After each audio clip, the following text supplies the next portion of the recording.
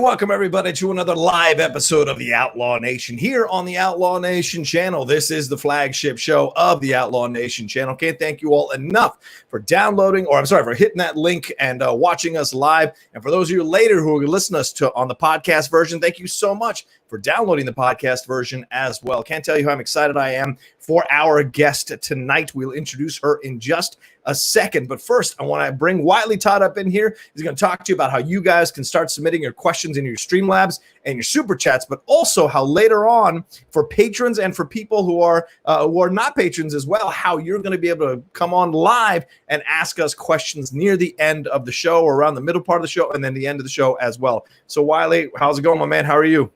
Good. So guys, let's just go down the deal here. So the first thing that you can do, if you guys don't feel like coming on camera, that's completely fine. But what you can do is you can donate to Streamlabs. The difference is YouTube takes a little bit of profit. And I know it's easy and accessible, so thank you. But Streamlabs really helps out Rocha and the Outlaw grow and flourish. So if you can take that a little bit of extra step to do that, that link will be passed through the whole stream. So you can ask Dani and John any questions you want. But if you guys want to have that one chance to call into the show, well, technically call in, but you get to click on this website and you guys get to put in a queue. But here's the one thing, though, is if you get put in the queue, you got to keep in mind that the people that are part of the Patreon, it doesn't matter what tier it is, you can be at the lowest one. You guys will get that 20-minute time from right now to join the show first, and Rocha will keep eye on that. So if you guys are part of the Patreon and you're watching this and you didn't get my notification in the Discord, I strongly advise, because that's where everything goes, is in the Discord. I'll send that link. No, I can't send that link. Never mind. But check out, John puts it on Patreon constantly, so you guys can see it any way that possible.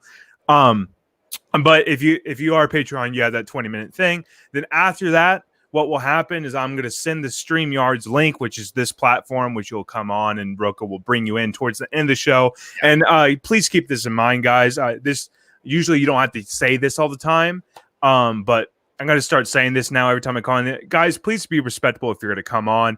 At least have some sort of question you have in mind, so therefore it kind of just goes. We can get more people in that way, because usually it kind of condenses everything, so that would be very helpful. And again, if you guys are afraid to come in, don't be. It's an amazing experience. Last week, I got to tell my two heroes, Rocha and Scott Mans, that I got accepted to something. So if you guys have good news, come in, say that, or have a question. Just have a nice conversation. I know it's rough out there. This could be that one thing that can make you happy, and it means a lot just to do this. So if you guys are afraid, if you guys need any talk, like, oh, what is this exactly, Wiley? You can just message me in the chat. I'll respond. I'm here the whole time. If you guys had any help, need any help getting on the platform, let me know, because many people praise doing this, and Rocha is the only person doing this. And one last thing, if you guys are watching, please send this out to other people to watch during the stream on Discord. I know I put it for every Discord I'm in.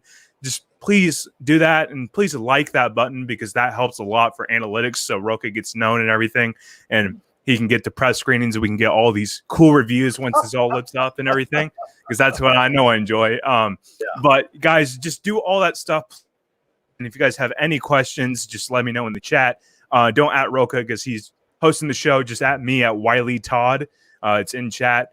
But yeah, guys, have a good show. There you go. Thank you, Wiley. Really appreciate that. Always good to hear from you, and always good to have you handling things and moderating things. Shout out to Jake Yacovetta, who's in here as well. I really appreciate that. He did these wonderful overlays for the show today. And one last thing, after my guest and I we'll be finished around 8 p.m. PT. I am going to stay on afterwards for another half an hour, 45 minutes, do a little bit of a mini post show, talk to you all about how you felt, how the show went, what you discovered, what excited you about getting to know our guest, and everything like that. And then maybe I'll slide on over to our Twitch, the Outlaw Nation channel, and have an extra conversation with those to kind of encourage you guys to follow the Outlaw Nation, all one word, lowercase, on Twitch. All right, without further ado, let us get into the show. Let me welcome onto the show this incredibly awesome, talented, kick-ass Latina lady who I have had the pleasure to know for quite some time in this business. She's been an inspiration to me as a Latino who broke in, not knowing what this all was about, watching how her career has skyrocketed, and the trajectory of it and the work she's done and the things she's overcome and the openness with which she's done it all. It's been incredible to watch. She is a writer, a comedian, an actress. You've seen her on Nerdist, on Geek and Sundry, on Screen Junkies. She recently contributed to the U.S. edition of The Good Immigrant, which is a book that features essays written by respected writers and actors of color. You've seen her as a panelist and moderator at San Diego Comic-Con, WonderCon, and Stan Lee's LA Comic-Con. She's been on Comedy Store's Roast Battle, Meltdowns, the historical and fictional roasts, UCB's Tournament of Nerds, and Crack.com Live. And she is currently the co-host of this new hit podcast, Nerdificent, for How Stuff Works Podcast Network. I think that's on the iHeart network and as well on Nerdist's Natural Selection. And yesterday, for May the 4th be with you, she was on the Scum and Villainy Cantina live stream. Without further ado, ladies and gentlemen, let us bring her on, the great Dani Fernandez. How are you, Dani? Oh my gosh. As you were reading this, I'm like, I guess I don't have to go to therapy anymore. This is nice. Just like having someone list off all my stuff.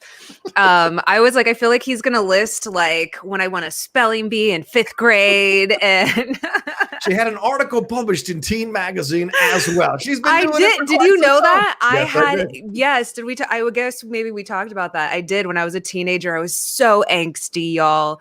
And I can't remember. I like was writing poems and got my poems published in like some teen magazine. I've been about that life for a while. This must be an exciting time for you, because you've done so much. Reading up on your story and how you went to, got that job at the Ice House in Pasadena, how you kind of got encouraged to go up there on. So you've had a methodical approach to your career that maybe other people would have been a bit like, oh, we'll see what happens, a bit organic. You've been very clear about figuring it out as you go along and taking these smart moves as you get there. What do you credit that to? Has this been in you as a perfectionist since the beginning, or is this something you developed? For sure, I've been very competitive. Like I was a straight A student. My brother played like varsity football, and I remember I did a couple of his book reports for him. Like I just needed validation from my teachers. I still operate that way. Right. And now that it's really funny because I just I was writing on this Netflix show. Julie Plec is amazing. She was show running it. She created Vampire Diaries, Legacies. I think she has a huge block on the CW. Her career is going very well. And it was funny because I remember I was talking, it's a Berlanti show. A lot of those shows are Berlanti. I was talking to someone at Berlanti and they were like, oh, she loves you. She was saying like, if they lost your voice, it would be detrimental or whatever. And I was like, oh, I didn't know that because, we're so used to like getting a gold star and that's like how I've always been. It's like, here's my homework and you wait. And then it's like, when you're in this industry, that's not really how it happens. And so much of people's admiration of you is behind closed doors. And then you later find out, like I'll get an opportunity and not know how they found me. And then later, like once it's over, they're like, oh yeah, so-and-so at Disney, like put your name in and this person vouched for you. And it's like, oh, I had no idea that person liked me. Well, maybe you've gotten to that stage now with all the work you've done, all the all the comedy writing, all the hosting, and all the shows that you've been on, that people just assume you know the game now and you're at this level. And so they don't feel that they have to stroke you because you've earned your medal here. So maybe this is the next stage. No, I need the stroking. You still need the stroking. I need the validation. I actively, I think, especially because we're all stuck indoors, I was like, please follow me on Instagram. It's all I have right now. Your Instagram game is damn strong. Like I wish I had Instagram sensibilities like you, like people like you have. You know exactly how to work that thing, what pictures to post, how many stories to put on Instagram stories. I mean, it's a marvel to watch how available you are to so many different things. And I wonder, people say to me all the time, how do you have time to host all these shows? And I look at people like you and go, how the hell do you have time for anything when you're doing so many different things? That's where a lot of us want to get to. What is it about? Are you just driven to do many, many things at the same time, or else you feel like there's a couple of things in that. I mean, I'm actively working with my therapist on is just not really, for me, You know, it's so funny. I was like, what? I'm not comparing myself to Michael Jordan. In fact, I was talking on but I've been watching The Last Dance, the documentary. And it was funny. I was talking with Ace and RB3, and I was just like, the competitiveness. That's why a lot of us do in our different fields. You know, even doctors can be super competitive. Oh, yeah. And lawyers, where you want to have your own firm. And so that competitive drive, I'll get something, and then it's like, what's the next thing? Okay, what's the next thing though? And I actually don't know if that's necessarily healthy. Even when I was watching those interviews of Michael Jordan, I was like, is this man happy? He doesn't strike me as happy. I respect that he will always be a legacy as long as Earth is operating and there's humans on it. He will keep his legacy. But I'm like, you know, what I need to find a balance of it.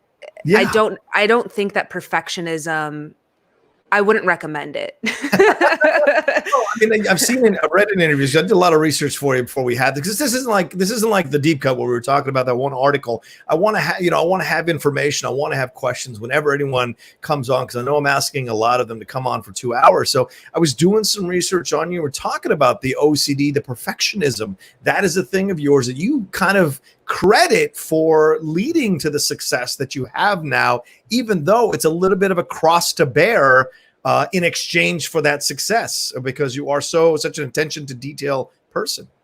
Yeah, it's unfortunate though, because it can be very distracting. And so I have OCD. I have what's called pure O, where you have the more obsessive. Oh, also I can see my dog here in the corner. If you see this little lump, this little chicken nugget move or gurgling, her tummy is like, you know, she demanded to eat a bunch before this. But I have pure O, and so I get obsessive about other things, not just career things, relationship things, and like it just won't leave my brain. Wow. So work is a great distraction, but you know, honestly, it's like kind of that saying about writing that like perfectionism, it kills good writers. Like you look at television and film, and it's not perfect. In fact, that can be really freeing for people who are trying to break into this industry. I'm like, look at the wealth. Yeah, there are amazing things like what we do in the shadows, Atlanta, you know, some of these shows that are just, I adore. And then there's other shows that aren't that great. And so you can exist in this space too and learn as you go if you're trying to be a creator. Yeah, one of the biggest mistakes I did was to binge season 1 of What We Do in the Shadows and then have to wait week to week I know. for season 2. And I should have like hit up an FX rep and just beg them to let me have as many episodes as possible ahead of time, because that show has become like crack to me. I find myself going back and rewatching episodes of the first season or the second season just to kind of tide me over, because it is such a uniquely funny show and arguably at times better than the movie in certain episodes. So I hear you. You look at great stuff like that. If you compare yourself to that, you're obviously going to feel negative about it, unless you have an extremely highly developed sense of self-confidence.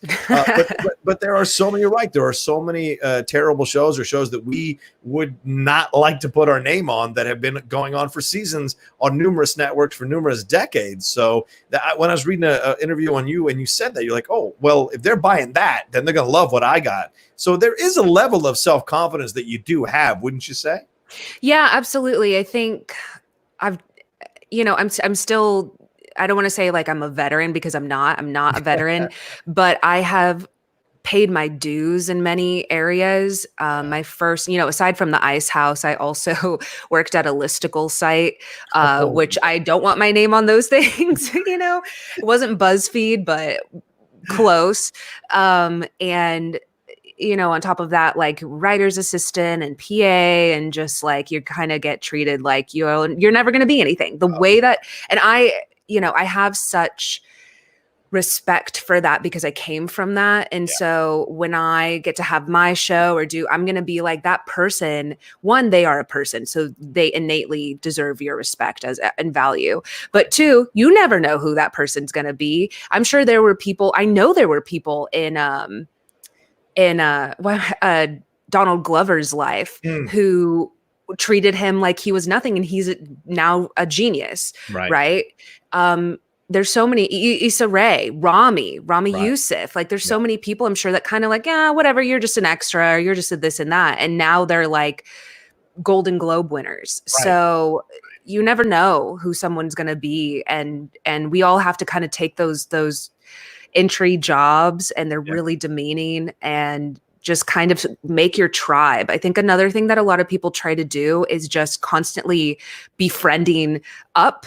Like you're just like, but I'm going to be friends with this veteran writer and this director and blah, blah, blah. And Dani, why won't you work with me on something? And I'm like, because I have my own friends. I'm sorry. We started in the trenches a long time ago. We're coming up together. My friends want to make things with me. Yeah. My friends want me to read their scripts. Yeah. Like I kind of, I definitely mentor and try to help, but like you need to make your tribe who's going to be loyal and help you. And the times when you want to give up, they are there. And you guys are going to be auditioning for things and doing things all together. One of you is going to make it, get like a spot on the CW or whatever. And then you're going to pop up in something. And then you guys just keep up and up until you kind of start snowballing. Yeah. So, and if you've got that competitive nature, as you said earlier, then you see someone else and you're like, okay, that's great for them. All right, what do I got to do to get that now? And it kind of motivates you as long as you know how to use that motivation in a positive direction, which means improving your craft or improving yourself. Then that kind of little bit of envy or a little bit of like, oh, I want that too, which isn't necessarily a negative thing. Jealousy is negative. Envy, I don't think is as negative. But you look at that and you go, okay, what can I do to adjust to get to there? So it can be used in a positive way if you know how to process it correctly through your mind and your body. I even, on this Netflix show, there were so many people that had been writing in television so much longer than me. And the way that their brain works is just not, we care about different things too. It was like I was with some drama writers and I'm a comedy person, and they brought out some of my weaknesses, and that was great, and it was just like, my favorite thing about our room was like, if there was a plot hole or something didn't work, they refused to move on. And I'm like, y'all, we have been going over this for like 2 days. And it's like, they don't care. Like, this is, they're getting a chance to tell their story. And I don't know if all rooms operate like that. I can actively tell that some TV shows do not operate like that.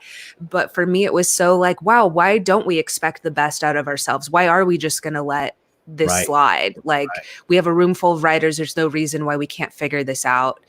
So, yeah. Well, let's talk about that a little bit. So the Netflix show, can you talk anything about the Netflix show? Can you mention what it's called? Yeah, sure. So Julie Plec and Amy Chosik. Amy Chosik is a New York Times reporter. She wrote a book called Chasing Hillary that was about her. When you're a reporter covering a campaign trail, you get assigned to a candidate's bus. And so she was assigned to Hillary's bus, I think for 2 campaigns. Wow. So 8 years, I can do math. You mean 2 presidential campaigns? Yes. So for the Barack Obama cycle and the Trump cycle. Yes. Wow. Okay. Yes.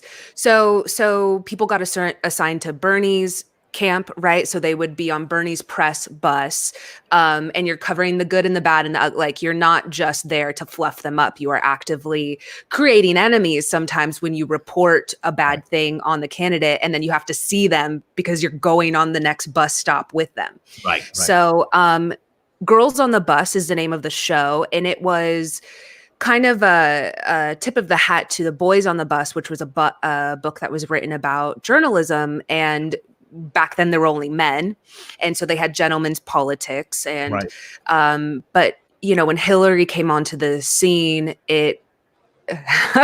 news organizations were like, oh, I guess here's a woman, now women should also be involved. We should assign some women. It's kind of what you and I deal with when like Coco came out and was like, oh, we should get some Latinos to cover Coco. It was like, well, we can also cover Little Women and other. Yeah. This is not our only lane.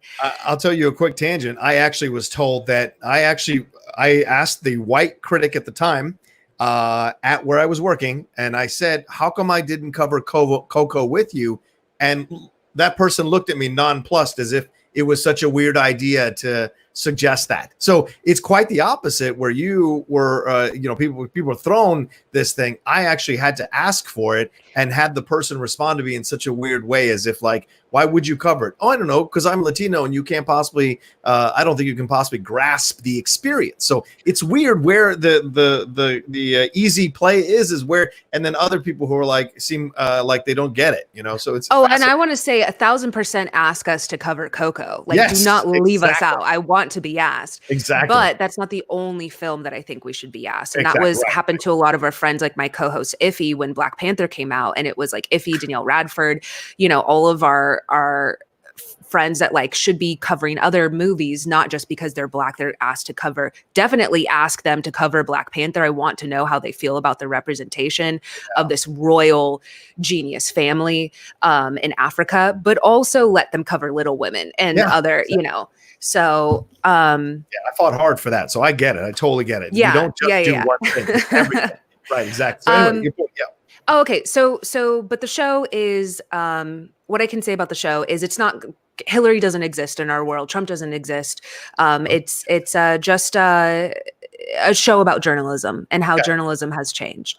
And how you have people that are like at CNN, and then you have people that are at Viceland and BuzzFeed, and, people that are reporting protests, like they're actively there and like tweeting on Twitter, and how now Twitter is like, I didn't know about what I learned from Amy is that the New York Times can't delete tweets even on her personal account because it's considered, she's a New York Times writer, so she's not allowed to delete. None of them can delete their tweets. That's funny because so many Fox News personalities went in and deleted their tweets after the coronavirus thing because there were rumors that people were trying to sue the network. They might have a different, they have different morals, we'll say, or guidelines. Yeah, shall we say? Yeah. So is this a fictional? No, I'm sorry. How can I say this correctly? So is there a fictional candidate that they're covering on the show, but the show is using a lot of the experiences that these ladies went through covering stuff like, so this is like Dee Dee Myers when she came on and she was like the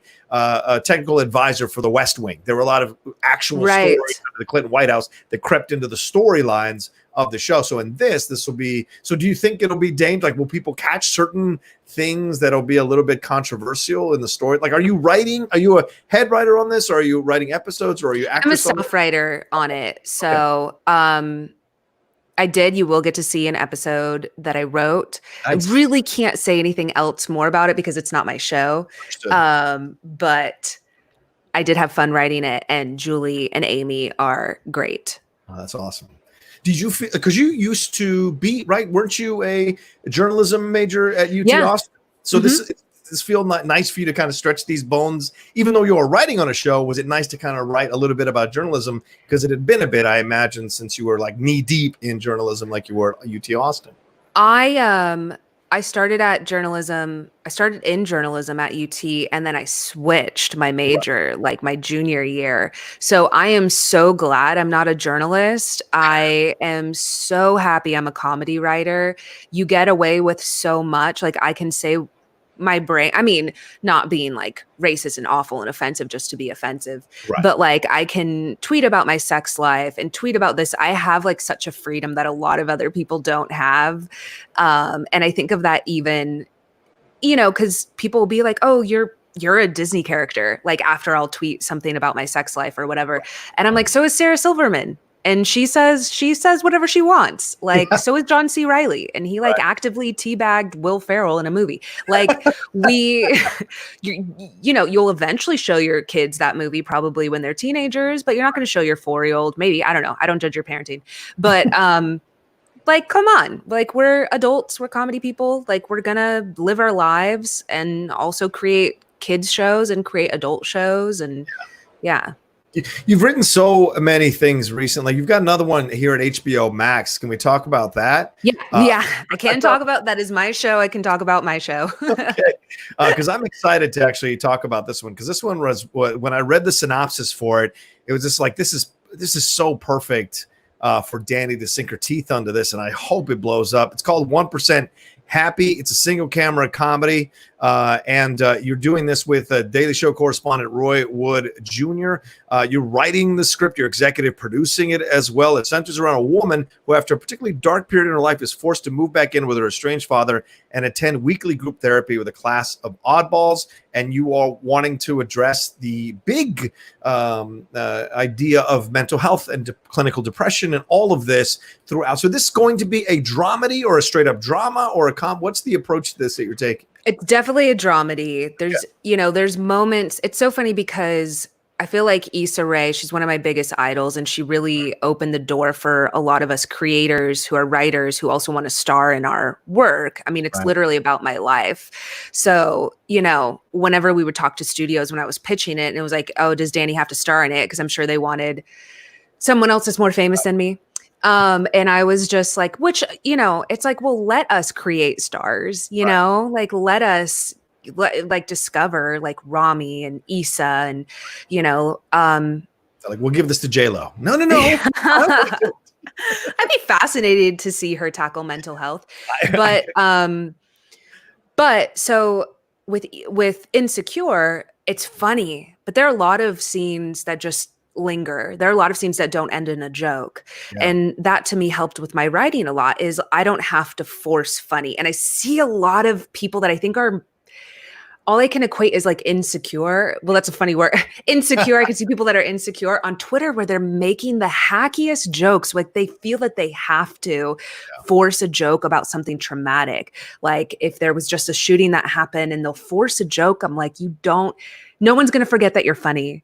Like you don't have to, it just isn't even, I'm more offended because it's not funny. Like it's just not, like, it's just a dumb offensive statement just to be offensive.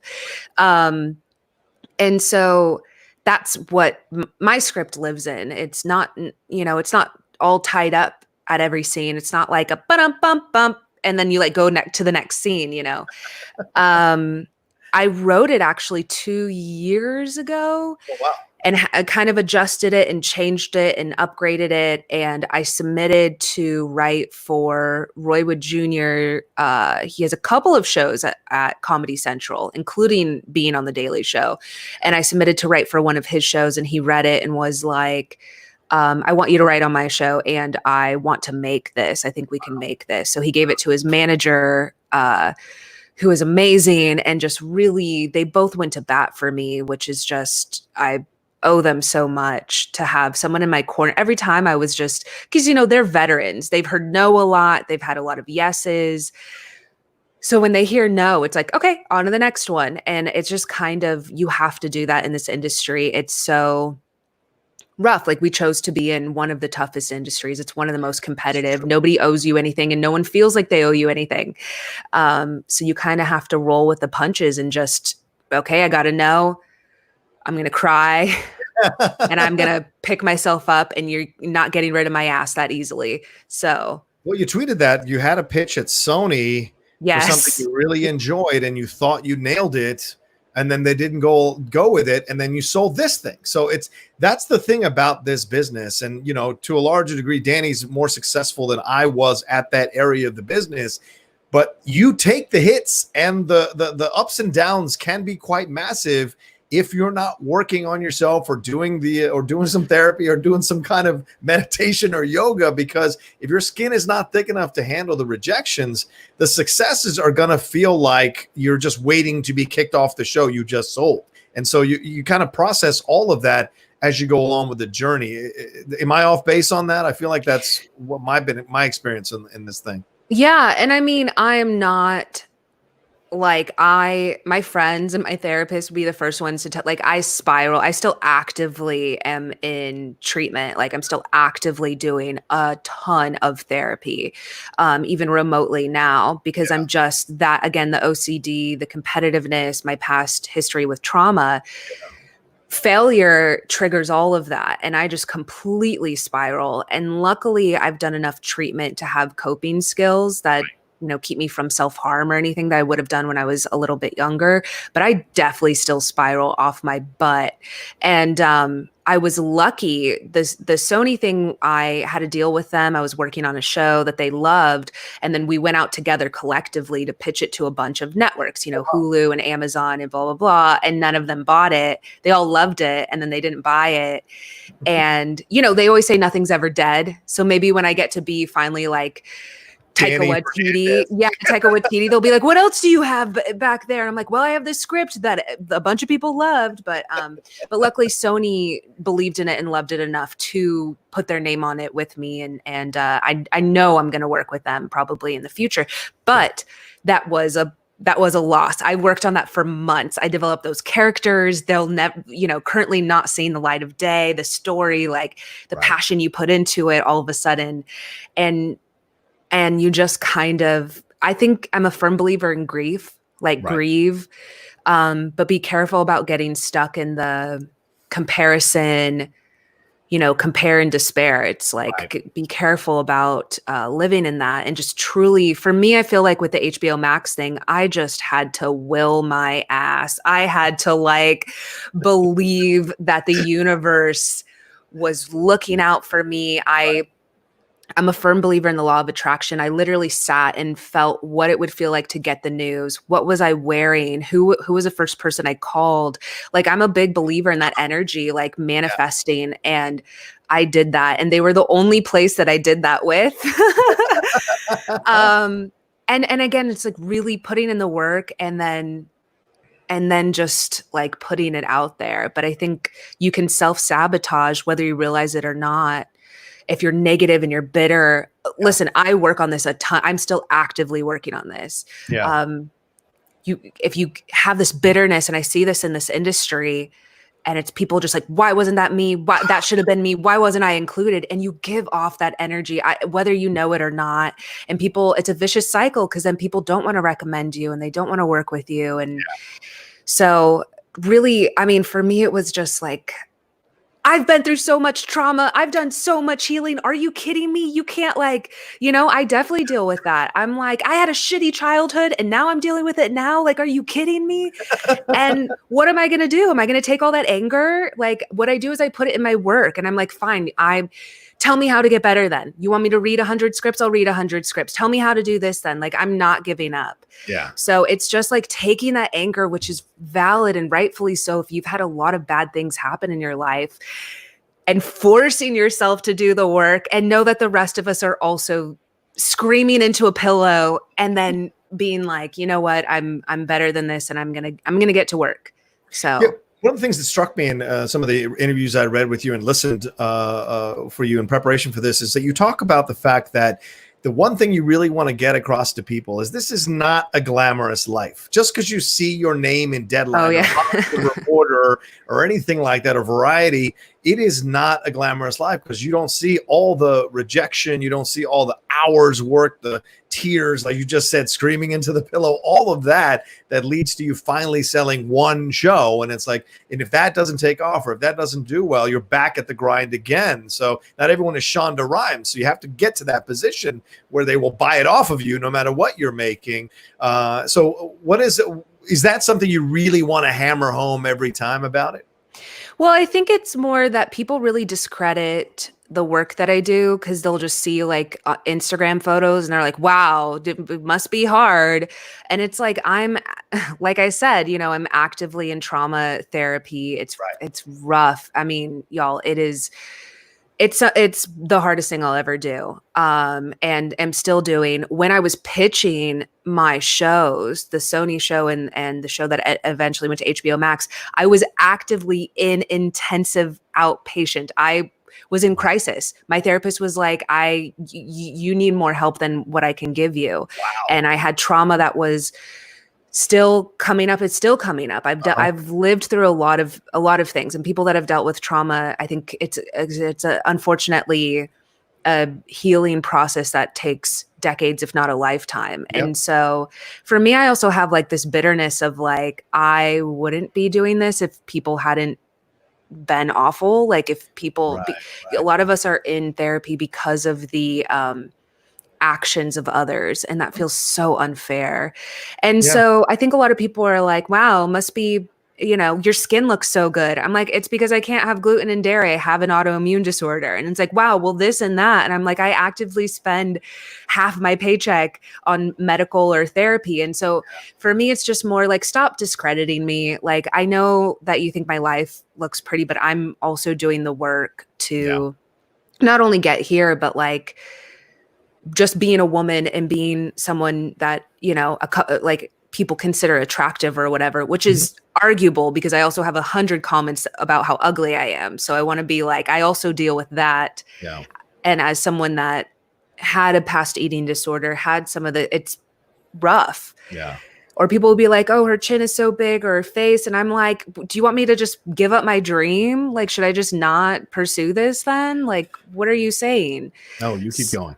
But it's just like eventually, I used to listen to them. And then I eventually was like, so wait, what do you want me to do? Do you want me to give up? Yeah, it drives me nuts when I hear, because listen, female pun, and some of you all watching, you need to know this because I didn't know this when I walked into the sphere.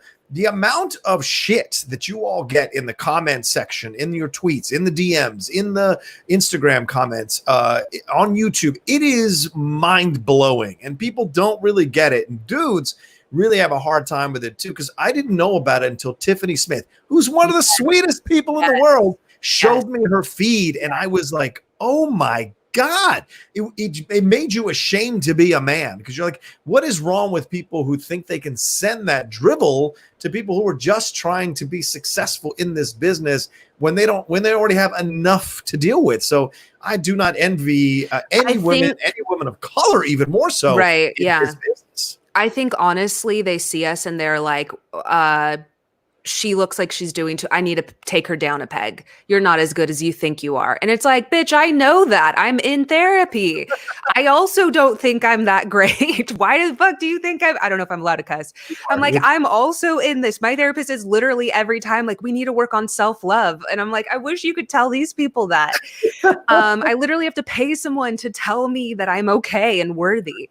So it's just like, I don't need, so that's why another reason, and I'm feel mixed about how open I have to be with my health stuff and my mental health stuff and how open I have to be about my trauma, just so people will treat me like a person and they'll stop being like, she's up here and has all this stuff. And it's like, yeah, but that's also because I can't sleep at night. So I have to busy myself with work and whatnot. And I don't need to be taken down a peg. My life has taken me down many pegs and I'm surprised I'm even standing.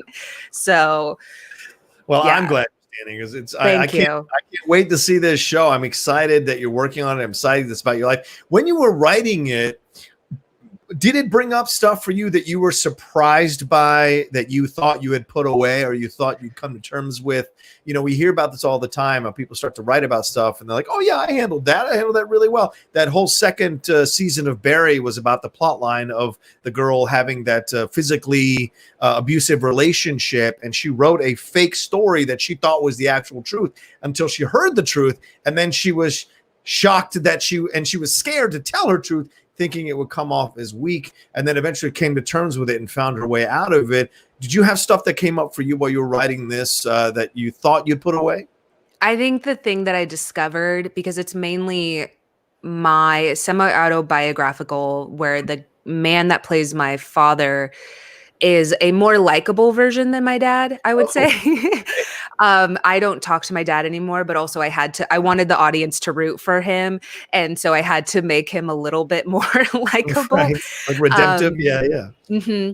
And, but I'm like, damn, they're very similar, which they're going to discover. But I'm just like, they're not that different.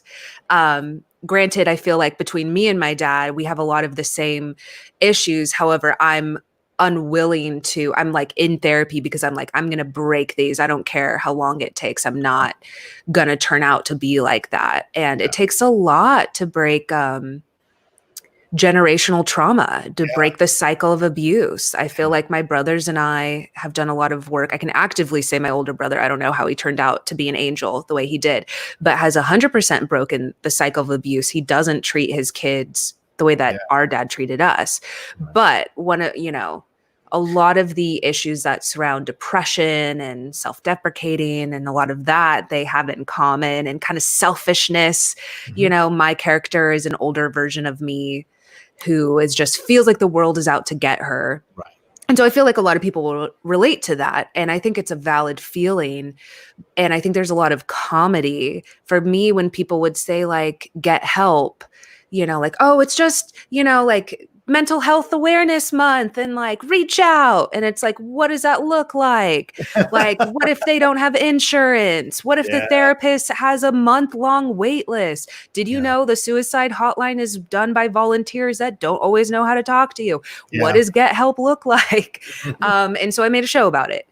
So because I don't think it's that easy, and I'm really tired of people just acting like, why can't you just get over it? And it's like, there's a lot of comedy to be found in how flawed our system is. Oh, yeah. So, yeah.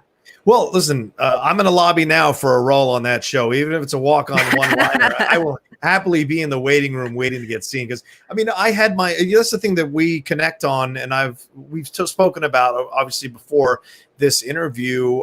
We have never gone really in depth about it, but, you know, we have spoken about it. I mean, I went through my own stuff in 2016, which hit me like a wave out of nowhere, because I had thought I had really kind of been okay.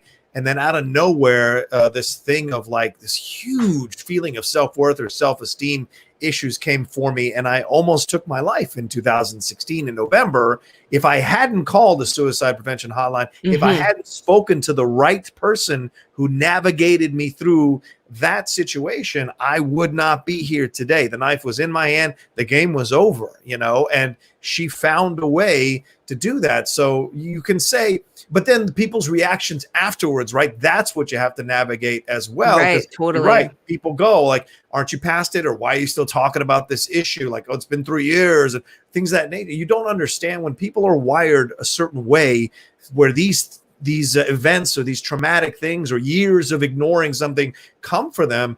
It takes time to walk out of it. It takes time to process it, and then little things will re-trigger it all over again if you haven't worked out how to untangle it. So that's the thing that I think what you were saying. I want to piggyback on what you were saying. People out there who maybe have friends who are going through this or going through this themselves, they need to cut each other a break. It takes time. It takes time, and you got to understand what help looks like. It's different for every person.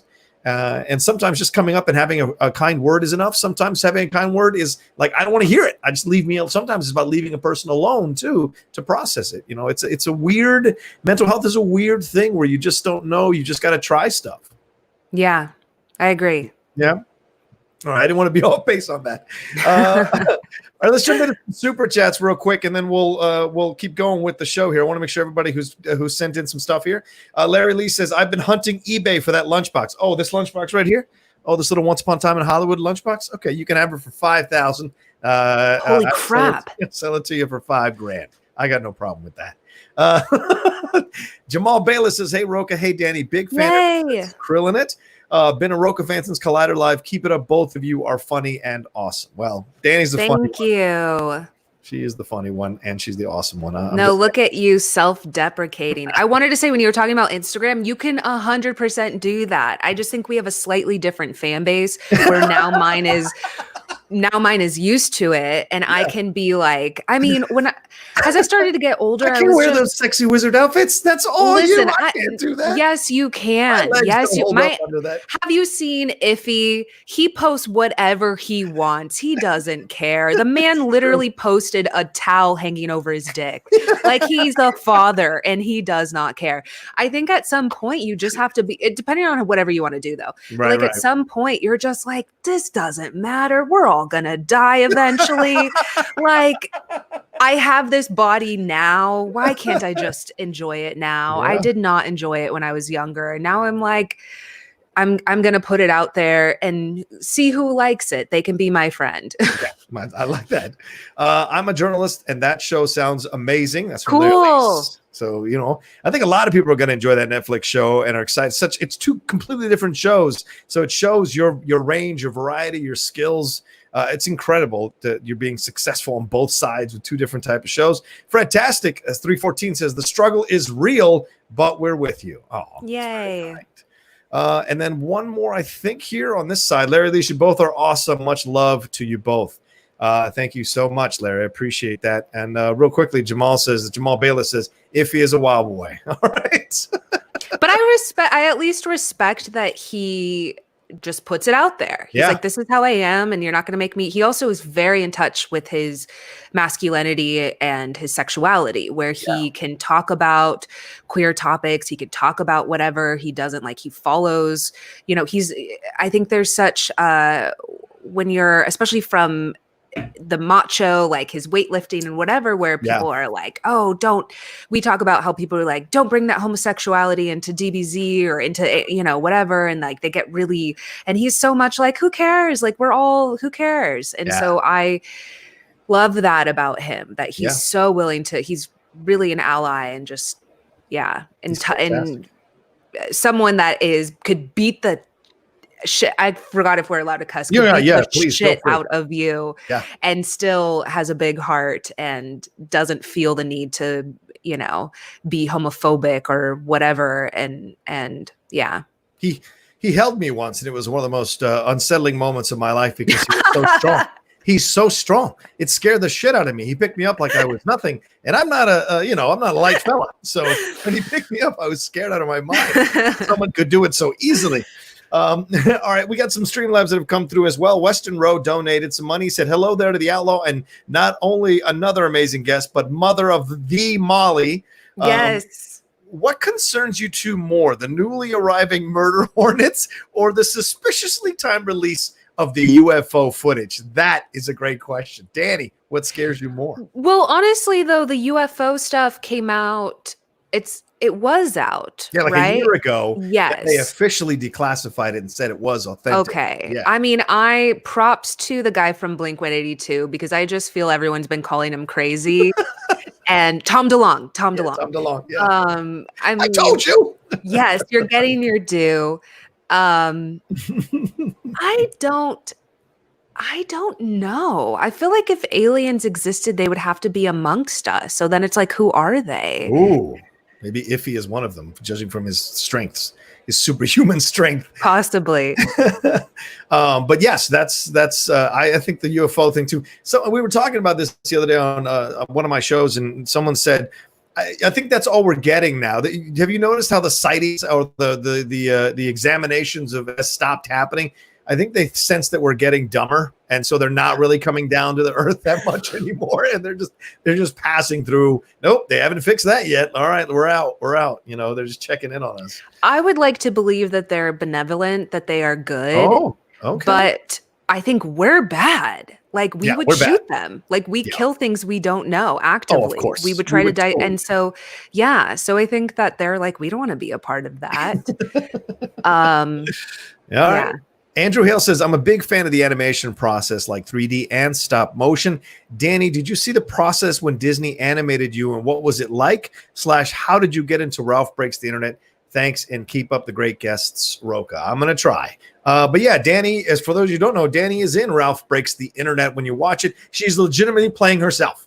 That's incredible. My mind was blown when I saw that. It was so much fun. It must have been insane for you to get that call, and then incredibly nerve-wracking to go through that process and hoping you'd make that cut.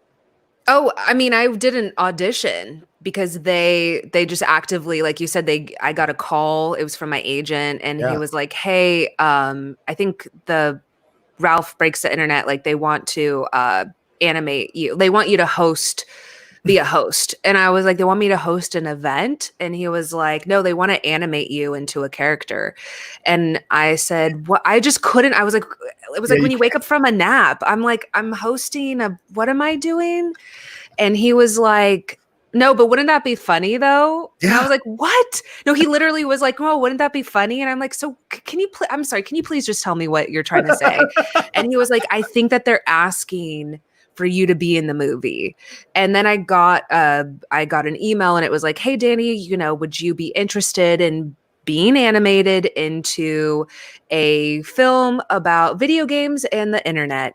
And the reason why I was in it, as is what's her name? I think it's I Has Cupcake and like Miranda Sings and like, you know, they had people from the internet. They wanted a host, and I had hosts, like you said, at Nerdist and Geek and Sundry, and you know, done stints, popped up when I have as a guest at Collider and Screen Junkies and things that I'm now forget and then eventually Disney and Sci-Fi.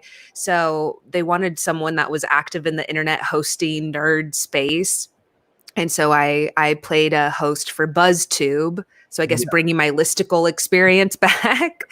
And so, yeah, so that's how it happened. I didn't audition, although I did not tell anybody. Oh, right. I did not tell anybody until it got announced. My friends were like, "What the heck? You didn't?" And it was because I didn't want it to get cut. And they do cut things like a week before the movie comes out. Sometimes if something's not hitting or you know, or whatever, they'll cut scenes. And I was like, I don't want to be on the DVD. Like, I'm not going to tell anybody. And then when I was fully announced, and they asked me to host at Comic-Con. By the way, the team is just amazing, but they were like, "Oh, we would love it. Like, thank you so much." And I'm like, "You're literally Disney. Like, why?" They're like, "Thank you so much for doing this." And I'm like, you could have asked Gal. Gal probably would have hosted this New York Comic-Con panel. Right. Anyways, so they were great, and they still follow me. I'm sorry. I love it. Some of them love it. Some of them I don't know. I think they're just like, she's sowing her oats. Yeah. Yeah, I mean, yeah, exactly. We'll get to that in just a second. I do want to talk about that. Andrew D donated as well. He said, "I really admire you guys opening up so much about mental health. The last 6 months I've been struggling myself. Therapy and friends and my mom, of course, have really helped. These days are harder because of COVID, but we're all in it together." Yes, absolutely. Yeah, there have been some, you know, articles that have started to trickle out about the effect of being self-quarantined or self-isolated. By the way, it's only been a couple of months, but already you're seeing these, you know, the rise in the domestic violence cases, and now we're starting to see that, you know, people are worried about the mental health of other people. Are you coming across any of that, Dani? Are you aware of any of that? Yeah, I mean, when it first happened, when we were first shelter in place, I actually was doing pretty well. And it was funny because my therapist was like, "You and one other person are like super calm that I talk to because we're used to crisis." Yeah. I was like, I'm used to working in crisis. So much of my life has been crisis. And I honestly just needed a second to breathe. And this gave me a second to breathe. Right. But then once that initial couple of weeks, and then, you know, I just started to spiral, as everyone does. And I think it's also just not, you know, it's the lack of control that we have. We can't go out. By the way, if you hear panting, it's because Molly is like right. You'll hear a click, clack, click, clack of her little paws. Yeah, I think just being gentle with yourself. Mm-hmm. A lot of people are like, there's been so much debate about being creative right now. And I want to be creative, and I have been creative in many ways. Yeah. But in other ways, if you just do not feel like doing something, I think it's your brain telling you, like, whatever time you needed off, like if the first 2 months of quarantine and you were like, "I thought I was going to finish that script and I didn't do it," dude, just forgive yourself. It's clear if you wanted to, like if you were ready to, you would have, and you needed that time, whether literally if it was just to sit there and watch Stranger Things again. You know, I really do believe, I'm a big believer in that. Like, grant yourself that time that you clearly needed. That's okay. I want to get your thoughts on this, because something that came to me over the last couple of weeks is, and I was recently interviewed on a documentary, thanks to Simon Thompson, about film criticism. And I spoke about this because they asked about the coronavirus thing. And I said, it may be that this is, and of course, you're not discounting the deaths and the sad tragedy of the people we've lost and are still losing, sadly, every day in this country and the world to this virus. But it's almost like we needed to take a break. The toxicity within the world, and also to an extent in the geek world and the film critic world, had really hit like maximum level. Like we were I don't know what you call it, go into the red. We were spiking like crazy over the last 2 or 3 years, fans turning on critics, fans trying to douse movies and drive down their audience scores and attacking things, crying about SJWs, crying about females being the lead in franchises, crying about diversity, and the film critics being seen as the negative stuff, and then the film critics writing terrible reviews of movies because they're mad at some of them, rather, not all of them, obviously, some of them, because they're mad at the audience. Like, it had gotten to a point where it was too much. It almost felt like Samuel L. Jackson in Do the Right Thing. It was like, whoa, everybody calm down. Do you think that in an indirect way, this could be what exactly the fandom and critics needed? Because I find there's more communion now on social media about films. Like, critics are talking about their films, and most people are chiming in on Twitter saying how much they're rediscovering films and rediscovering television shows. Are you sensing that too? I don't know if I live in that same vein where I feel like people are now like, I shouldn't be a shitty person because now I realize that people are hurting. Okay. I still think there's still so much shit, and I don't know, eventually, who knows, they're going to have to get it worked out. But yeah, I don't know. I'm glad that people are having this time to kind of revisit movies and that was my go-to. I honestly, Yeah. I know there's other people like me. I had a really hard time consuming new media. And my friends and I were doing like Netflix party and stuff like that. We were watching it together, and I'm like, I can't do anything that's triggering. That's this, that. Like, nothing about like romance and broken relationships. Nobody that's divorced. I can't watch First Wives Club. I can't watch a blah, blah, blah. It was just so funny. My friends are like, what can you watch? I'm like, we can watch The Great British Bake Off. That's a great show, by the way. I will watch The Mask with you, Jim Carrey's, 90, and that was fine. Cause I loved watching I watched with Mark, Field of Dreams. I watched, of course he wanted a sports movie in there, but, yeah, and then it was so funny because I felt so guilty. And then somebody tweeted and was like, is anyone else like not able to consume new media because it's very triggering? I'm like, what? That's literally me. So because I know a lot of people are like, there's so many good shows and I can't watch all of them. And I'm like, again, just listen to yourself. My friend Joelle Monique, who Joelle Monique, Yes, Sabina Graves, and I watched The Great British Bake Off on Sunday or Saturday for 4 hours. Yeah. I took my laptop with me. I did laundry. They watched as I cooked, and we had it on and we were talking and just watching people cook. Yeah. And that's what I needed. And that's okay. I think one of the gifts of being isolated is I'm isolated with my girlfriend who is an introvert. So for her, this is like this is a Tuesday. For right. her, it's yes. Yeah. to be introverted. We do go out on walks at night at like 8:00 at night when hardly anybody is out. So we can at least get out of the house, and we wear our masks and all of that. But most of the time when we're done with our work days, because she's building up her photography business while I'm building this up, we meet at 6 or 7 and we just watch shows. And Great British Bake Off, I mean, 4 hours on the low end of what I've spent watching British Bake Off. We ripped through the 7 seasons in like, I don't know, a week and a half. Like, I was so addicted to that show.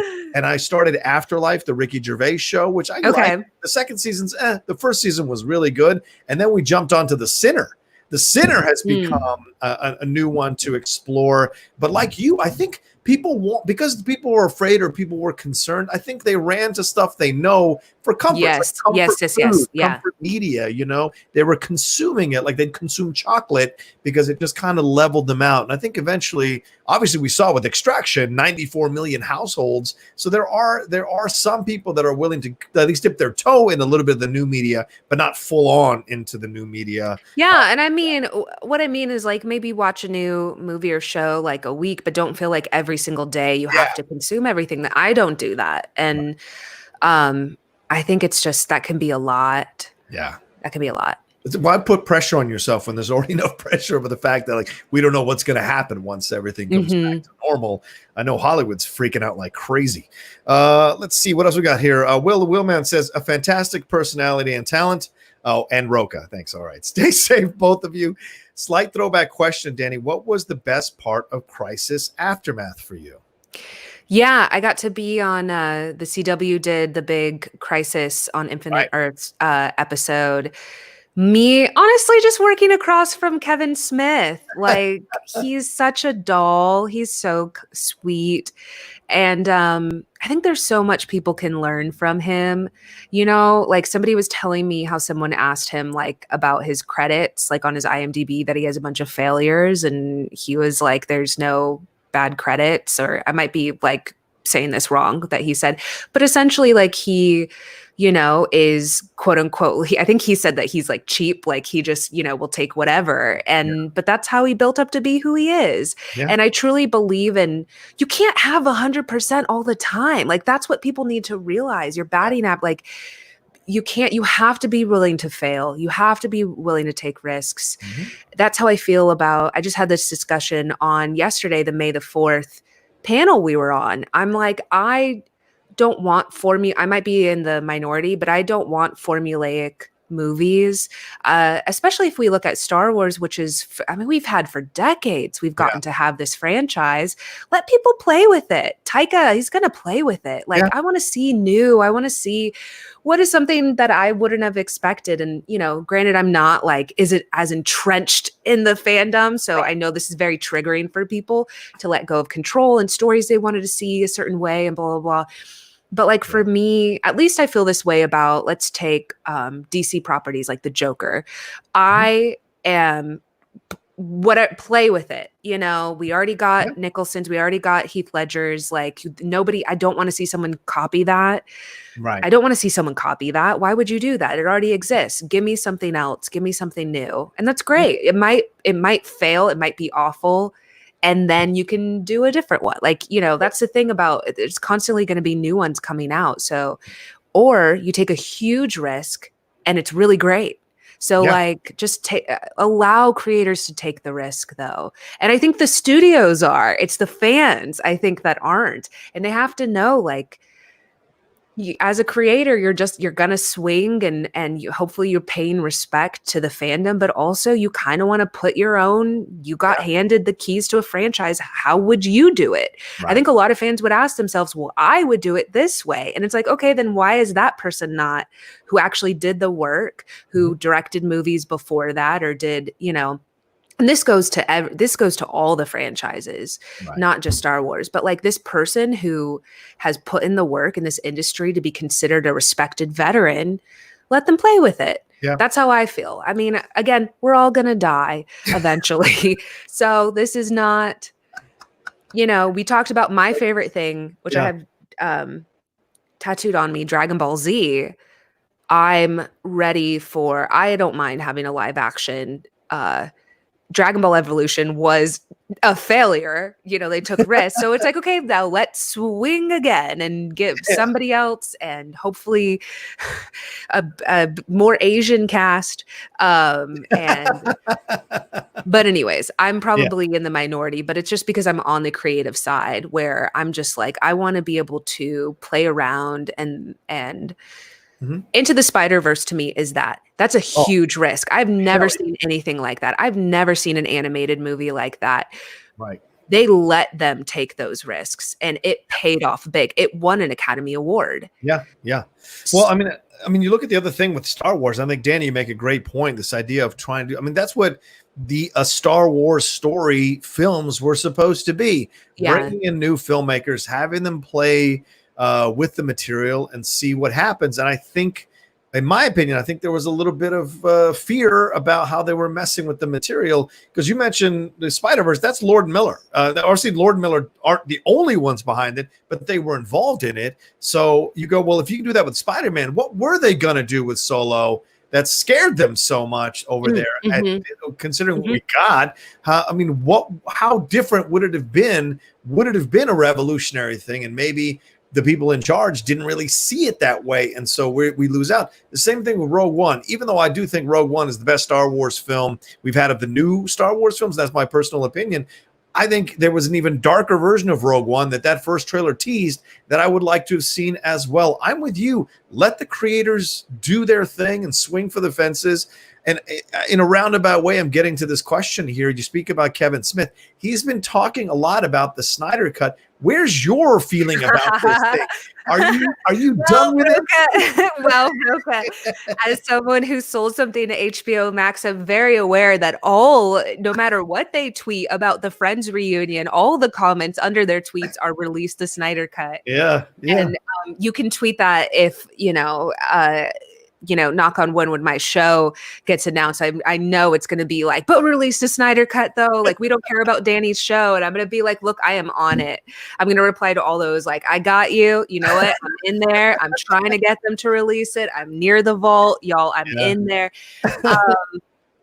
I don't even know how to wade into that. I'm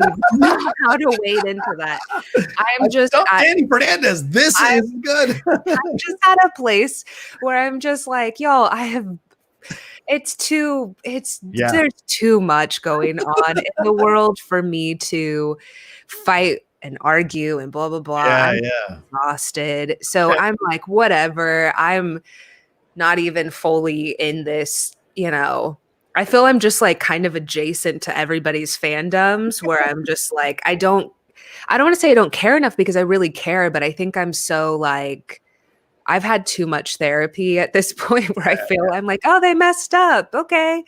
Well, then next person, I think I see long term, and I know we're going to get like, how many Wonder Woman films are we going to get? How many Batman films do we have? How many? It's okay. In my mind, I'm like, I know this industry. We're getting another one in 2 years. It's chill. If something doesn't hit, to me, it's chill, because I know that they're going to keep. Same with Star Wars. Like, if it didn't hit to you, I know something in Star Wars hit to you, because that's why you're a diehard Star Wars fan. Right. So I'm hoping that it will hit again. You know, you're right. They've done 30 Terminator films. They keep trying to make that thing work, or 20 Predator films. Look, we had our Mexican Terminator. Yeah, we did. We had our Mexican Terminator. People didn't go. It was so frustrating.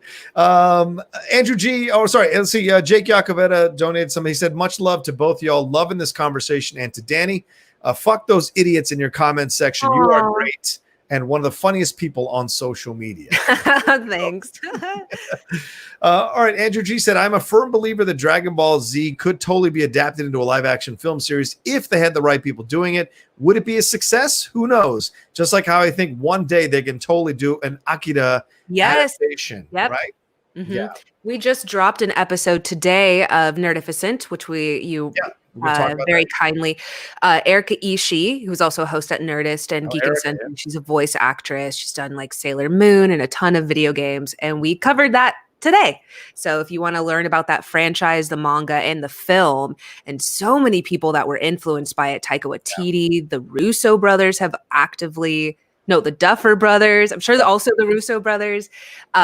Jordan Peele has been vocal about it. So I know personally with DBZ that Jordan Vogt Roberts, who did Kong Skull Island, has talked about his anime influences and DBZ, which, you have this great ape, under the moonlight.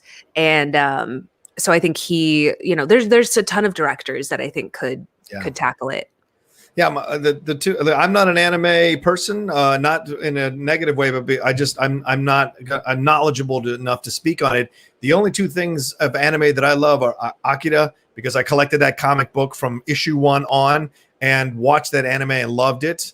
We recently did an episode of the Cinephiles on that with Emma Fife, who's a massive fan of those anime films, and then Ghost in the Shell. Those are my only two entry points into anime. I don't really count that Batman anime film, even though it was balls out crazy and awesome to watch. I don't really count it quite as much as the other two things. But everything else, I'm like I would love to get into it, like Attack on Titan and other things, but and Death Note. But I don't know the entry point. If someone was to get into Dragon Ball Z, at this point, is there an entry point that you would recommend to fans? Oh my gosh, a lot of people say. I do. A lot of people say Dragon Ball Z Kai because that was remastered. They took a lot of the filler out. A lot of us grew up with the filler, and that we kind of like it's a soft spot in our heart watching it on Toonami. look, if you're going to do it right, if you actually have time and like really want to invest, I would start at Dragon Ball. Dragon Ball is actually more it's more adult than DBZ, even though Goku is a kid. Definitely. And also a lot of comedy. Akira Toriyama, the creator, loves comedy. In fact, like people that worked on Dragon Ball Super, which was the latest run, said that was like one of the most important things to him was comedy. And then you understand why he makes some of the decisions, or some of the characters make some of the decisions that they do, like Frieza wishing to be taller, I think, in the latest movie. But you can also just start at Dragon Ball Z, starting at Dragon Ball Z, with the Goku meeting his brother Raditz, the Saiyan saga, just like these epic battles. It's great. I mean, it still really excites me. I could sit down and watch like hours of that show, even though I know like every episode. So yeah. And that probably was not helpful. Also the films. Okay, the films are great. So Bardock, the father of Goku, is a great introduction to Goku's Saiyan heritage. Why am I blanking on The History of Trunks. The History of Trunks is another great film. If you only have so much time, you're like, Danny, look, you only got an hour. I only got an hour that I'm gonna devote. Okay, watch like Tree of Might is another film. These are all just like single films. You might be a little bit confused, but you can at least see the humor. You can see the fighting of the movies as opposed to watching the series. There you go. From the professional's mouth, from the knowledgeable. Listen to her. Andrew Hale donated here recently. What is some other anime that you like, Danny, besides Dragon Ball Z? Japanese storytelling, even if it's animated, is so unique that paved the way to even influence American cinema, which of course you just 1,000%. My Hero Academia, I feel like what else is out there right now that's kicking butt the way that it is? The last Heroes Rising, the last movie that just came out I actually took some of my coworkers to go and see that. And like some of them knew My Hero, some of them didn't, and literally got into it because the sheer amount of people that were excited in the theater. Right. It definitely kind of makes fun of a lot of Western tropes. I love All Might, who kind of is this like alpha, like Superman, Captain America type, Western comic superhero trope. One Punch Man, I respect One Punch Man. It didn't like hit to me quite the same as it does for like a lot of my friends. Of course, Ace, our friend, is very into Attack on Titan. Yes. But for me, gosh, there's nothing that's hitting me quite the same as like My Hero is right now. And Sailor Moon, I know we're going to do more stuff with Sailor Moon. I'm sure there's going to be, there's been Japanese live action of it. I'm sure executives are just waiting to tap into a market that already has a built-in fan base. Right. So that still has a very dear spot in my heart. I love that. Well, guys, that was the Streamlabs and Super Chats.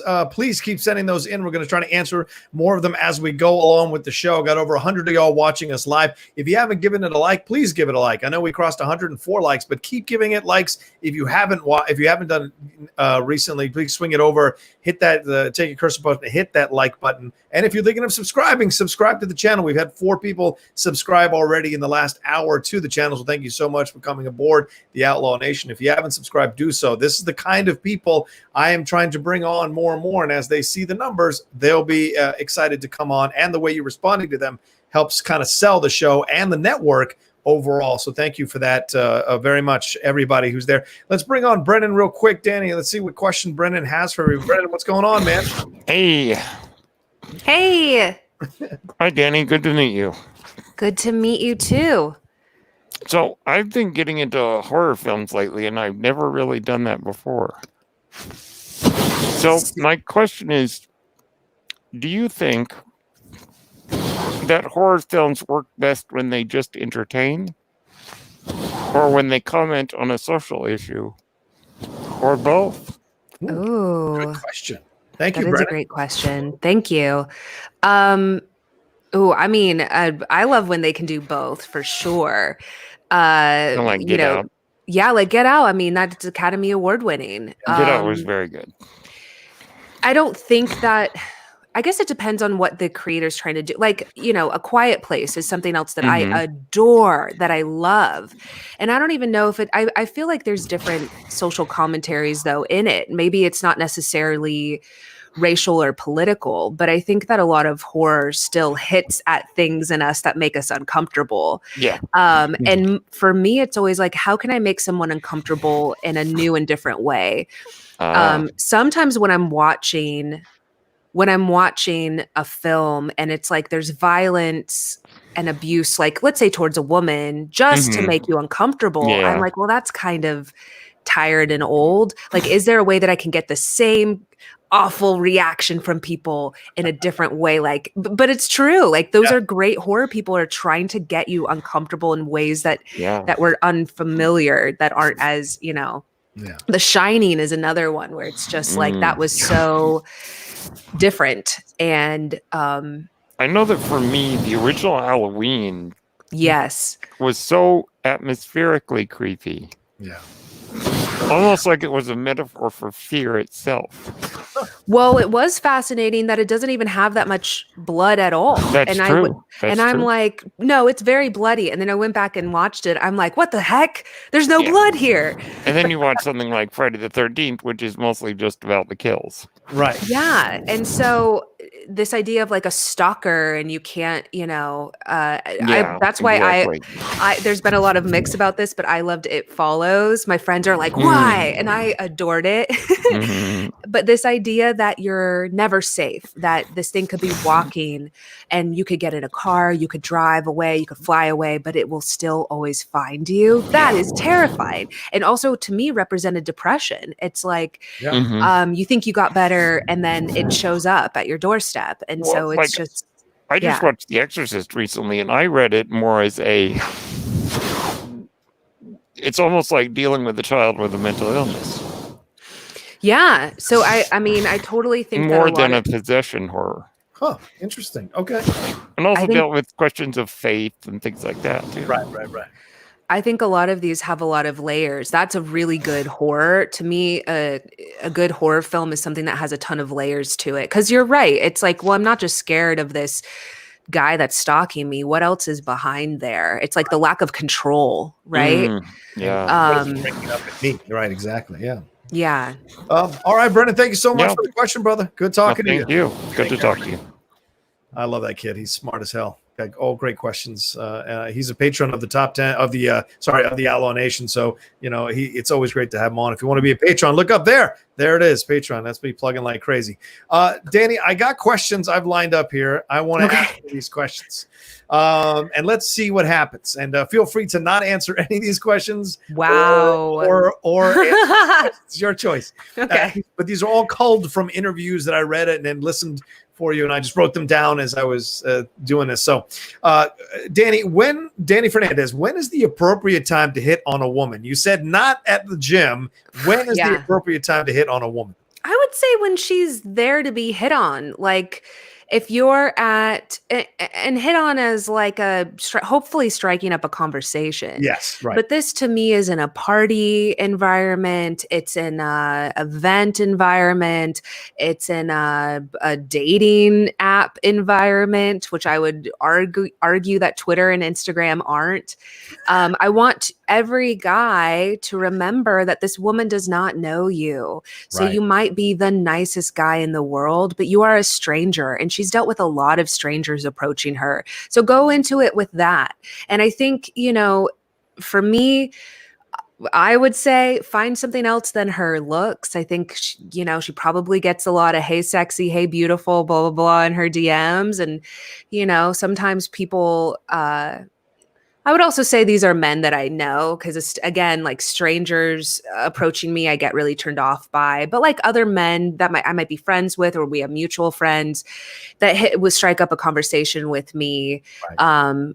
And then we kind of go from there. Now, if you have a woman in your life, so she's not a stranger, she's a woman in your life, and you've been wanting to ask her out, I personally think it's okay. Like if she knows you, if this is like one of my guy friends or whatever, But a lot of guys will say, like, if you want to grab a drink, which we can't really do right now, or a virtual drink, but if you want to grab a drink, and if not, no worries. A lot of guys don't respect the if not, no worries part. And so you kind of, if you put that out there, you kind of have to respect that. But yeah, as far as like hitting on, a lot of us are not. I would read social cues too. Like if a woman is like actively flirting with you, but I would say the majority of us, we feel sweaty, gross, awful. The last thing I want to do at the gym. And again, you have to remember that she's probably had other people come up to her. And it's like, I just want to work out. The worst part is a gas station. I swear to God, I don't know what they think is going to happen. Really? Yes, it happens more than it should, but pumping gas, people will try to talk to you and like flirt with you and like ask for literally ask. I had a guy at a stoplight ask for my number. What? But he was like asking for directions. And then he was like, so where are you going? Blah, blah, blah. Can I get your number? I'm like, what? So read cues. I am a big believer in people that you know. And if you don't know people, like actively trying to get out, because I do think there's something to approaching a literal stranger that you have to understand is off-putting for a lot of women. Yeah. Again, if you're at a Super Bowl party, at a bar, like whatever, I say, then go, like you can ask and be kind, but definitely pick up on social cues. If she feels overwhelmed or wants to leave, like it probably has less to do with you and more to do with her internal things that she's had to deal with. So yeah. I think you make a great point. Don't say no or not, no worries, if you're not going to follow through on the no worries. Don't even put it on the table if you're not actually going to follow through with it. That's really important to discover, and I ask you this because I think it was funny what you said about don't ask a woman out at the gym. Don't hit on her at the gym. There are other places where you can do this. And so it's fascinating to explore. Do you have a favorite non-geeky film franchise? Film franchise? Yeah. I don't know if these are I don't know. They're not franchises, but I feel like the collection that is Jim Carrey's 90s work, I'm just in love with. All right. He's so iconic. He's so good. Nobody is like him. And I love it because nobody is like Robin Williams. Like Robin Williams exists in his own tier, and then Jim Carrey exists in his own tier. But I'm watching like Liar Liar. I mean, Liar Liar is just, it's so good. Yeah, Liar. And it's Dumb and Dumber and 1,000%. Right? But he's just so animated. That man has more energy than all of us combined. He's like the twin of Scott Mance or something. It's insane. Who I had on last week. Yes, absolutely. A lot of energy. I'm sure you've seen Ashley do do her Liar Liar thing, which is really incredible to watch. What is a movie that people would be surprised to know that you love? Yumi and Dupree is my Like Russo brothers right. Went on to make your favorite films. Yes, true. Yumi and Dupree. It's underappreciated. Might have some things that are problematic, but it's funny. It's just dumb. It's great. Owen Wilson, Kate Hudson. I think am I saying? Not Matthew Lillard. Matt Dillon, right? Matt Dillon. Yeah. And the Russo brothers. It's funny. Yeah. All right. This is one you don't have to answer if you don't want to. The Rise of Skywalker just dropped yesterday on May the 4th. How should we look at this trilogy? What do we take from this trilogy? I mean, I had so many great beloved things. I was just talking about, especially because today's Cinco de Mayo, having Oscar Isaac be a star in this trilogy. Yes. I mean, I know you have family that served. My family, my abuela was in the Air Force and the Navy. I mean, talk about perfectionist.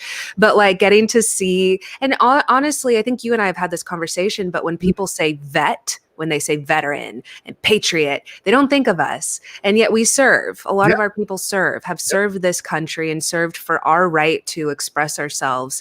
And having Oscar Isaac in there and John Boyega, and also Daisy. I mean, she did such a brilliant job. I was watching her in this film like, God, who else cannot speak for 5 minutes and still portray like such emotion? Yeah. And then gotta give it up to my girl, Kelly Marie Tran. I love like Rose Tico, so many people, like seeing her at the premiere the first time that she appeared and just crying and people crying with her. Yeah. It was just so important to so many people. And I felt a lot of love. I did. You know, I'm not like so entrenched in it as some other people, but I really do think there was a lot of love from a lot of different people and directors, whether you want to say things about different directors and whatever. There were a lot of people that worked on these films that weren't just the directors. Yeah. You know, there were so many people, the special effects people. There are people that spent years of their lives working on this. So I guess just as a creator, I really respect the trilogy as a whole and the actors with, you know, and the directors. I respect everybody working on it. And you know, I think we don't know all the behind the scenes. I can tell you right now, as someone that's been behind the scenes, there are sometimes I'm like, I want to do this. And they're like, no, you're not going to. And I'm like, but can I tell people that I wanted to though? And they're like, no, you cannot. I'm like, okay, everyone's going to think that I thought this thing. And they're like, okay, that's what we're paying you for. And it's like, that's not fair. But that is the job. That is the job. So. That was a great window into the behind the scenes that must go on a lot of shows. But I don't want to blame for this. Well, look at those. I literally tell Iffy and Danielle, we're in a group chat, and I'm like, but my name is on this thing. This isn't my HBO Max show. It's like something else I was working on. I'm like, but I want people to know that I wasn't okay with this. And I'm not the higher up. And so that's what you do. Nobody knows. There's tons of threads on Twitter from writers of like, when you trash this, just know a lot of us see it. And like, you have no idea the battle that happens and what we have to give up. And we are legally not allowed to tell people. Yeah. So you never know. You never know what was going on with certain things. So have grace for people. That's important, having grace. Yes. All right. These next questions. Your autoimmune disorder. How are you able to accomplish so much now while you battle or monitor that? Have you found that this is as your workload has increased and the demands of that has increased, how have you handled your autoimmune disorder with that?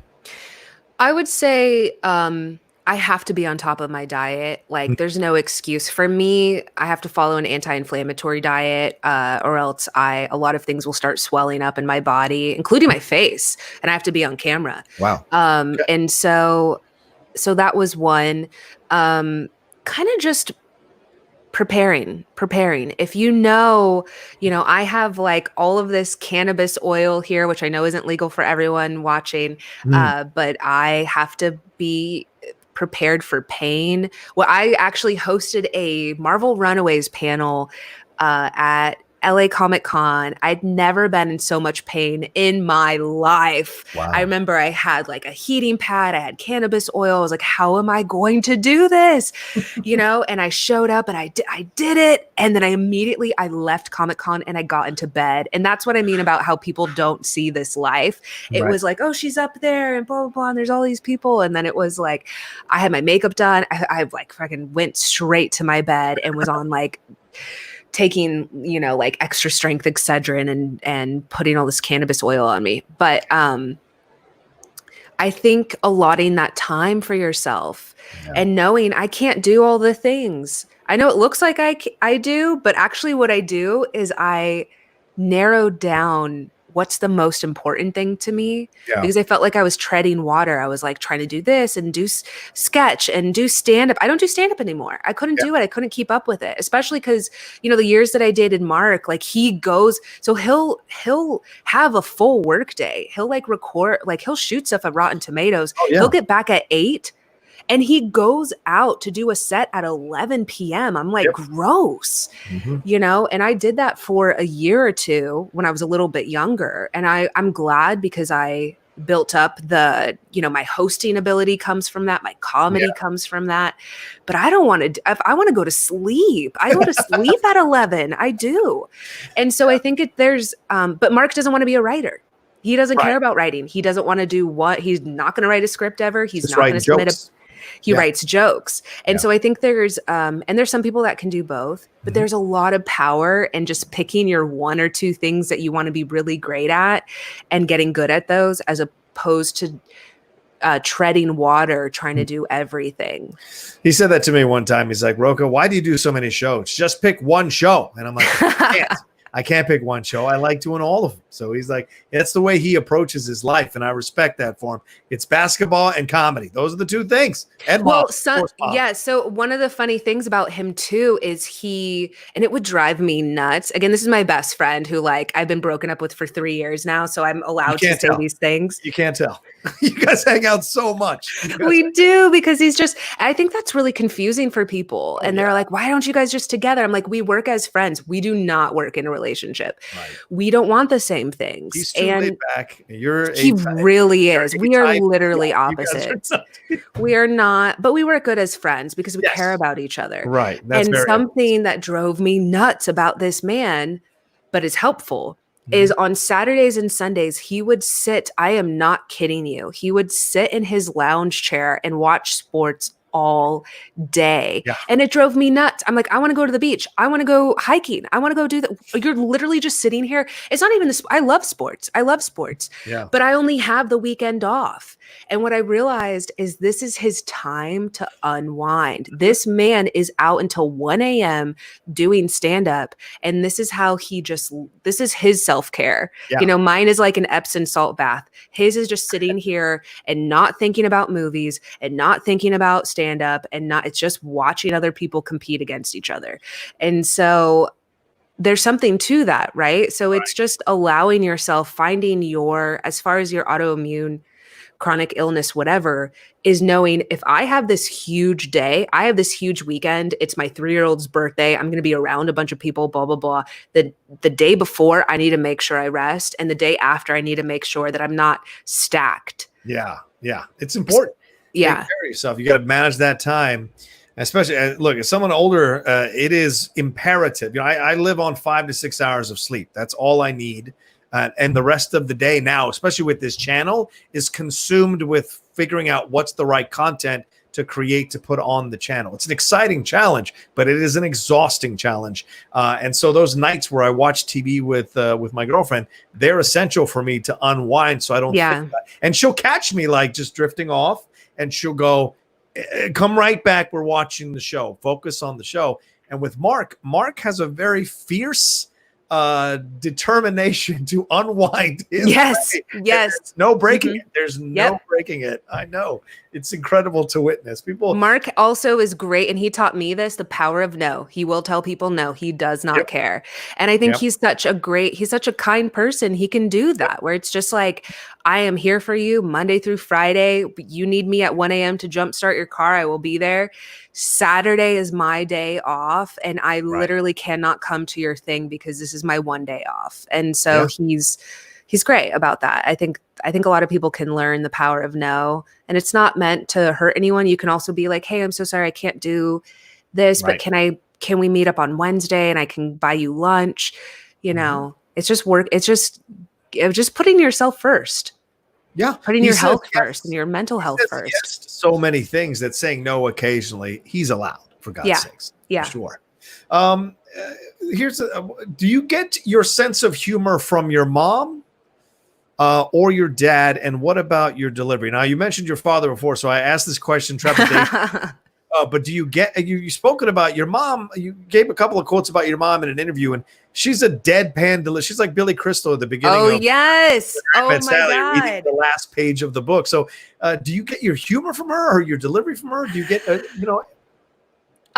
anything that I feel like is bright, shiny, glowy, like the giggly Dani is from her. She's a very giggly person.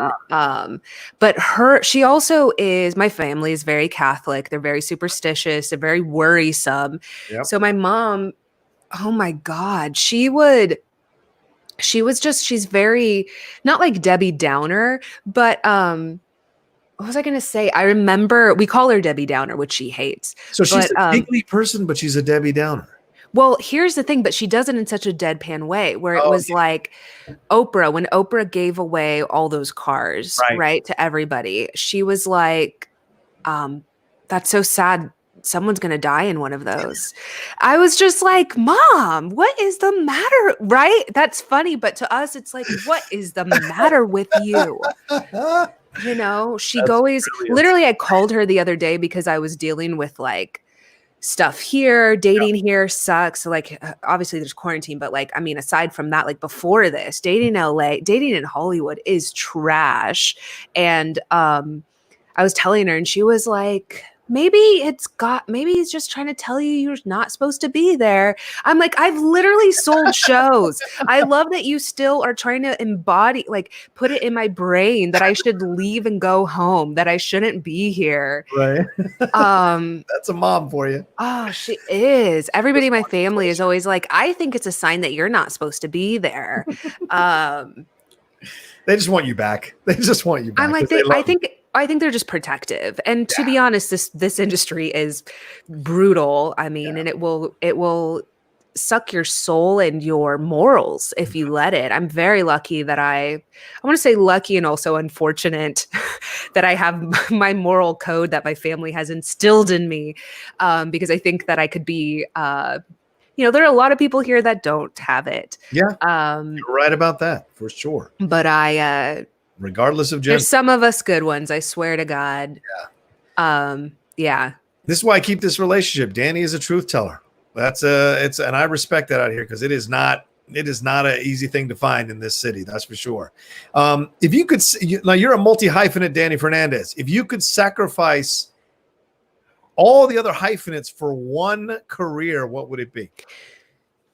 Do you mean of the ones I currently have? Yes. Which one would I pick? Yeah. Acting. For sure, really? Yeah. You would sacrifice writing, which you've said comes easier to you, and you would sacrifice comedy, everything just to act. Wow. Yeah. I think I love acting. It's fun. Writing, it's not that writing isn't fun. I've done so much of it. Right. And, like since I was little and then creative writing, I was an English minor, and it's just like I've done so much writing. Acting to me is actually... And I'm sure actors don't feel this way. They probably feel the opposite as far as writers. But acting to me is so competitive out here. I mean, to land a role is nuts. It literally, because you could be perfect. I'm not kidding you. My friends have literally, people will be like, that was perfect. You are perfect. And the studio doesn't want them. They just want Allison Brie or Gina Rodriguez or blah, blah, blah. Like they just want someone else. It doesn't matter how good you did. And that will mess with your head. Yeah. Because it's like, what else can I do? Well, there's nothing. Right. And that's kind of what we mean about like, you just have to keep hitting it and somebody is going to see that. Or if you're like me, I made a show and I'm like, I'm not giving you this show without me being, if you said, if I wanted to see myself on screen, I needed to make myself my own show and I did it. So,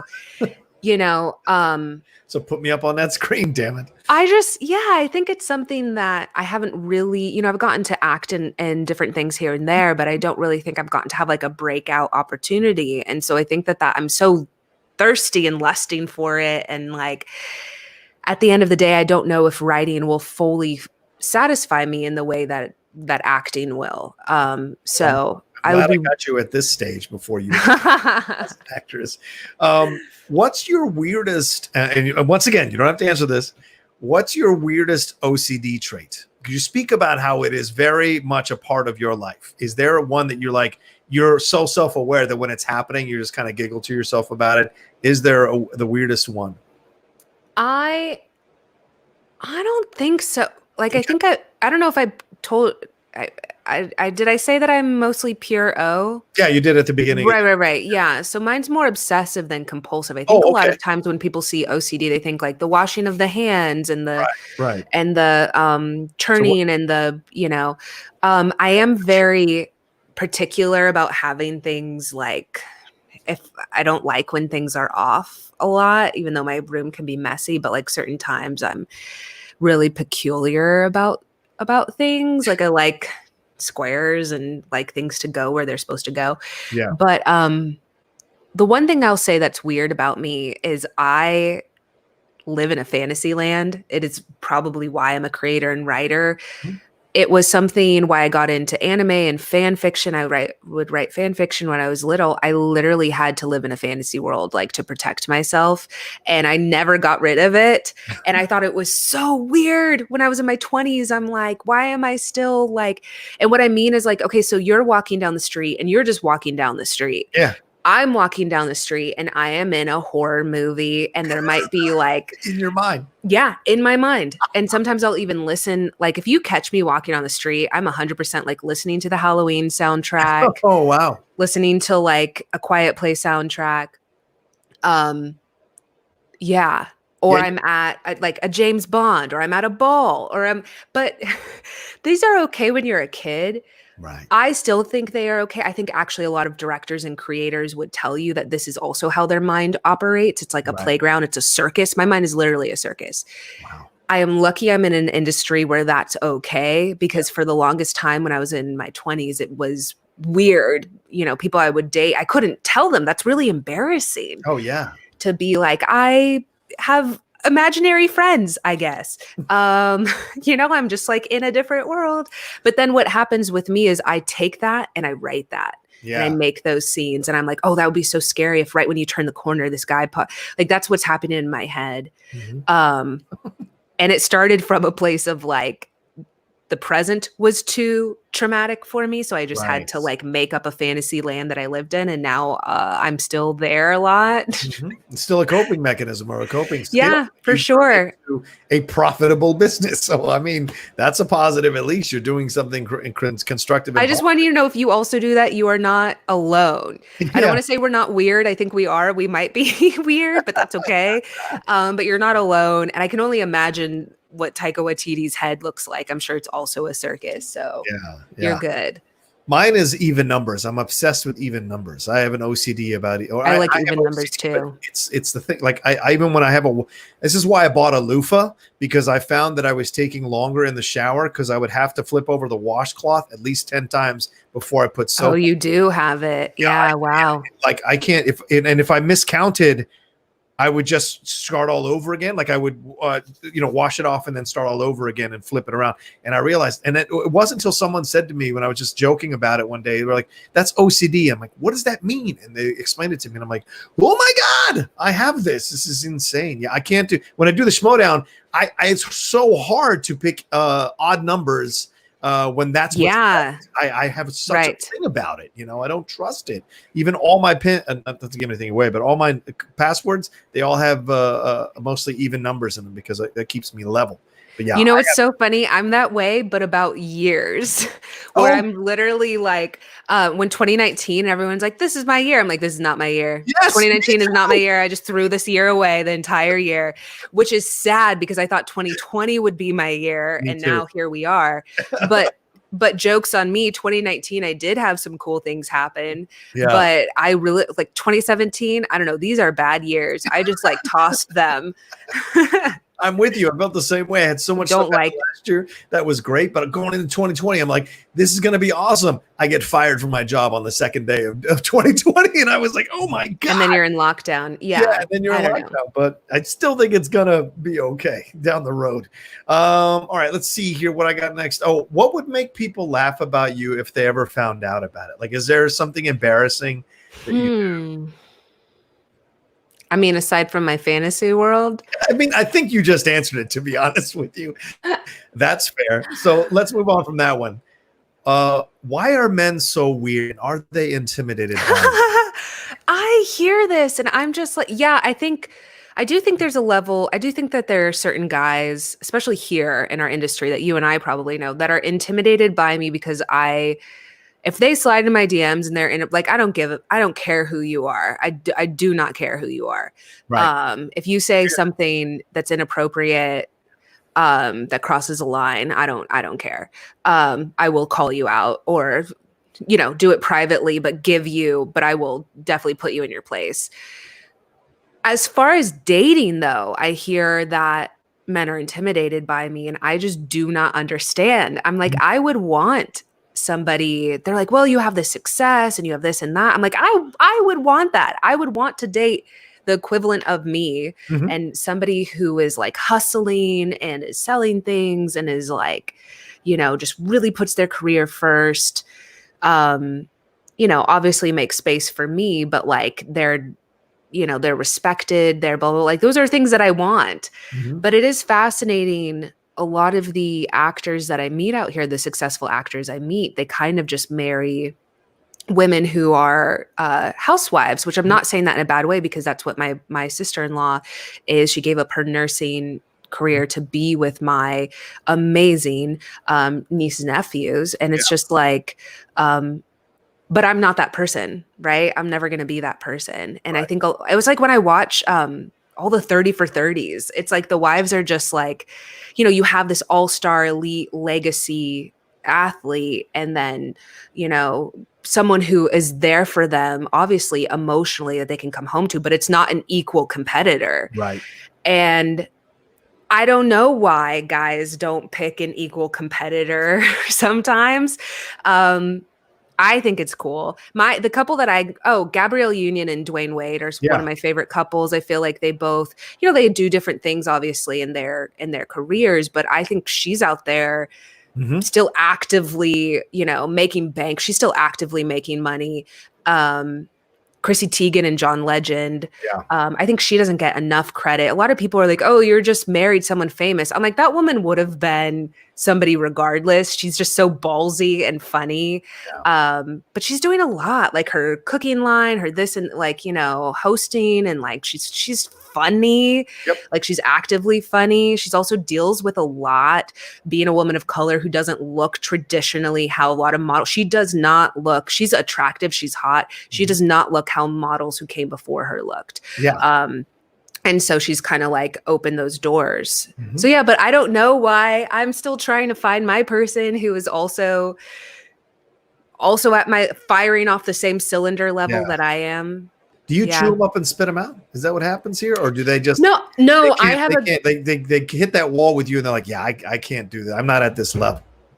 I think this is like a therapy session. I have a grace period where it's like you mess up, that's fine. So the people that I don't date a lot. I do not date a lot. I think that would surprise people about me. I date like one person a year for like 2 months. Wow. And then I do not date anyone else the rest of the year. I'm not sleeping with anyone. I'm very picky. If you think about it, it makes sense. I've done so much therapy. I'm very protective of who gets my energy and my body and my time. And I'm not here to dick around with people. So I have to really like you to date you and sleep with you. So when people have met, they're nice, they're kind, they're respectful. They also are hustling their butt off to make a name for themselves. And so when they mess up, which they do, it's like, and when I say mess up, it'll be like, we're going on a date and all of a sudden I'll get a text like, oh yeah, sorry about that. I'm meeting with a director right now. And it's like, you could have said something, as a woman, as right. like we get done up. We went and got our eyebrows did. We went and we got an outfit to wear for you. We got waxed, all the things, we did it for you. So I let that go the first time. And I say, let's just make sure we both are busy. Our time is valuable. Both of us are hustling. Like, let's just make sure we're both being respectful of each other's time. Right. These dummies then do it again. And I'm like, look, I can't do this. You had to know I'm not the type of woman to put up with this. I don't know who you thought I was or who you do this to. So that's when I snap. But I let the first one go. The second one, I'm not a third time, whatever. No. Like the second time, I'm like, you couldn't even call me when you found this out. And you'd be surprised, Rocha, this has happened. This is why I'm single. This has happened at least 3 or 4 times. Wow. Really? The same thing? Yeah, it's actually now, I told my therapist the next relationship I go into, on the first date, I am going to say, you have to respect my time. Yeah. Like I'm so for, and the thing is I date people they're like me. Like I said, they're hustling, they're trying, they're auditioning, they're directing things, they're blah, blah, blah. And I get that. And I never want to get in the way of someone's career. I am so career driven. I don't want to be a nagging girlfriend. I don't want to drain anyone. I want to be something that they can look forward to seeing. Yeah, I want to be somebody that they're like, I cannot wait to go and just sleep with my girlfriend and not worry about work. Right. I never want to get in the way of their work. However, that to me is a level of disrespect. That means you don't care about me and my time. And it's unfortunate. Yeah, trust me, as a man, it goes the same way. Some women have done that. I'm sure. And you're like, I'm out. Sorry, if you can't respect my time. And that's why I think Lily and I got along really easily, because on our second date, we were talking about bowel movements and everything like this. So we put it all on the table. Yeah. Because we're like, this is what you can expect. This is what you're going to get. Can you deal with it? If you can, let's do this. If you can't, I'm out. We don't have time to waste anymore. And that's been the gift of crossing a certain age. Is like, you don't have time to waste anymore with these get to know each other bullshit. Here's the deal. Blah, blah, blah. So I think you're almost there where you're just like putting it on the table, take it or leave it. But this is the deal, you know. Also, it's like incredibly rewarding. I'm like, you get a lot, and literally all you have to do is just respect my time. Yeah. Like, but I think honestly, a lot of guys were like, you're right. I'm so sorry. And I can't do this. And so it's just like, I feel like a crazy person. And it is funny because my therapist will be like, we need to work on self-love. And I'm like, that to me is self-love. I clearly have boundaries. There are other people that would let that continue to happen. Yeah. And to me, the fact that it's unfortunate, I would love to be in a relationship, but unfortunately it's like, I'm unwilling to let someone treat me like that. And especially at the start of a relationship. So it sucks. I'm like, how are these people dating? Oh, because they don't have boundaries. Well, goddamn. Like, why did I go to therapy? It'll work out in the end. Trust me, it'll work out in the end. But it's like before we were talking about your career, like as many hits and stumbles as you take, you've got a level of self-confidence. So a level of self-love, I think, absolutely operating here, both in the love area and in your career area, because you know what you want to achieve, you know what you want to have, and so you're quick to get it out if it doesn't work for you. And that's a very effective, for as hard as you can be on yourself, as I'm hearing in the conversation about therapy, you do have a lot of positive traits in how you're dealing with the stuff you come up or that comes up for you, Dani. So I think it'll help me when I'm older. Right now, it just feels like crap, where I'm like, this is just not, I see all my friends just like ghosting each other and sleeping with everyone. I'm like, why can't I have that gene? Where did that go? I don't have that gene. You don't want that gene. I would love to sleep with everybody. You wake up hollow at 35. You don't want that gene. It's not good. Also, I want to say the reason why I get, and I'm doing this, the reason why I get feisty is and these guys, they have like, I'm like, you wanted to date a Latina. This is what happened. Yeah. I let you slide the first time. That doesn't happen all the time. I let you slide. I was respectful. I said, hey, let's just check in, make sure that and then you did the second time. No, you're getting what you're getting, Dani, you know? Don't fuck with Latinas, people. Let me tell you, don't fuck with Latinas. It's no joke. All right, so we got to wrap up here because we're close to the two-hour mark. I can't thank you enough, Dani, so much.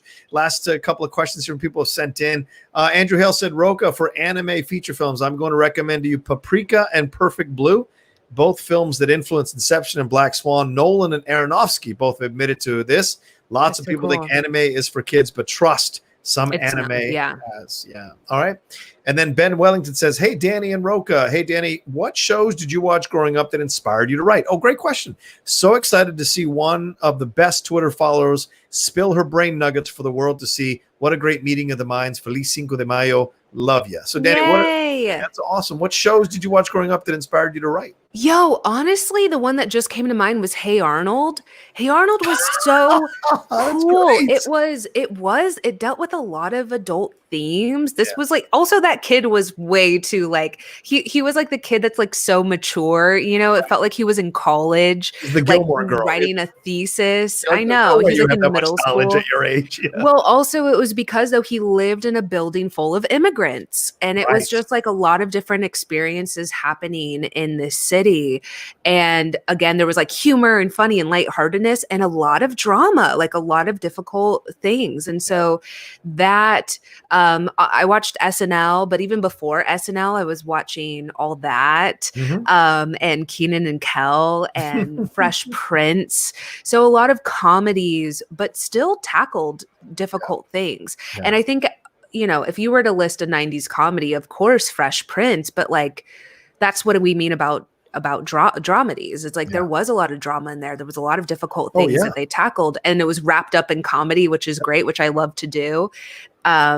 His dad, that whole sequence with the episode with his dad coming, his Yeah. biological father. That was, yeah. We got a guy who wants to ask a question live here. Amadu Moses, what's going on, my man? How are you? I'm doing well. How you doing, Rocha? Good. Say hi to Danny, please. Hey. Danny, just want to say you're amazing.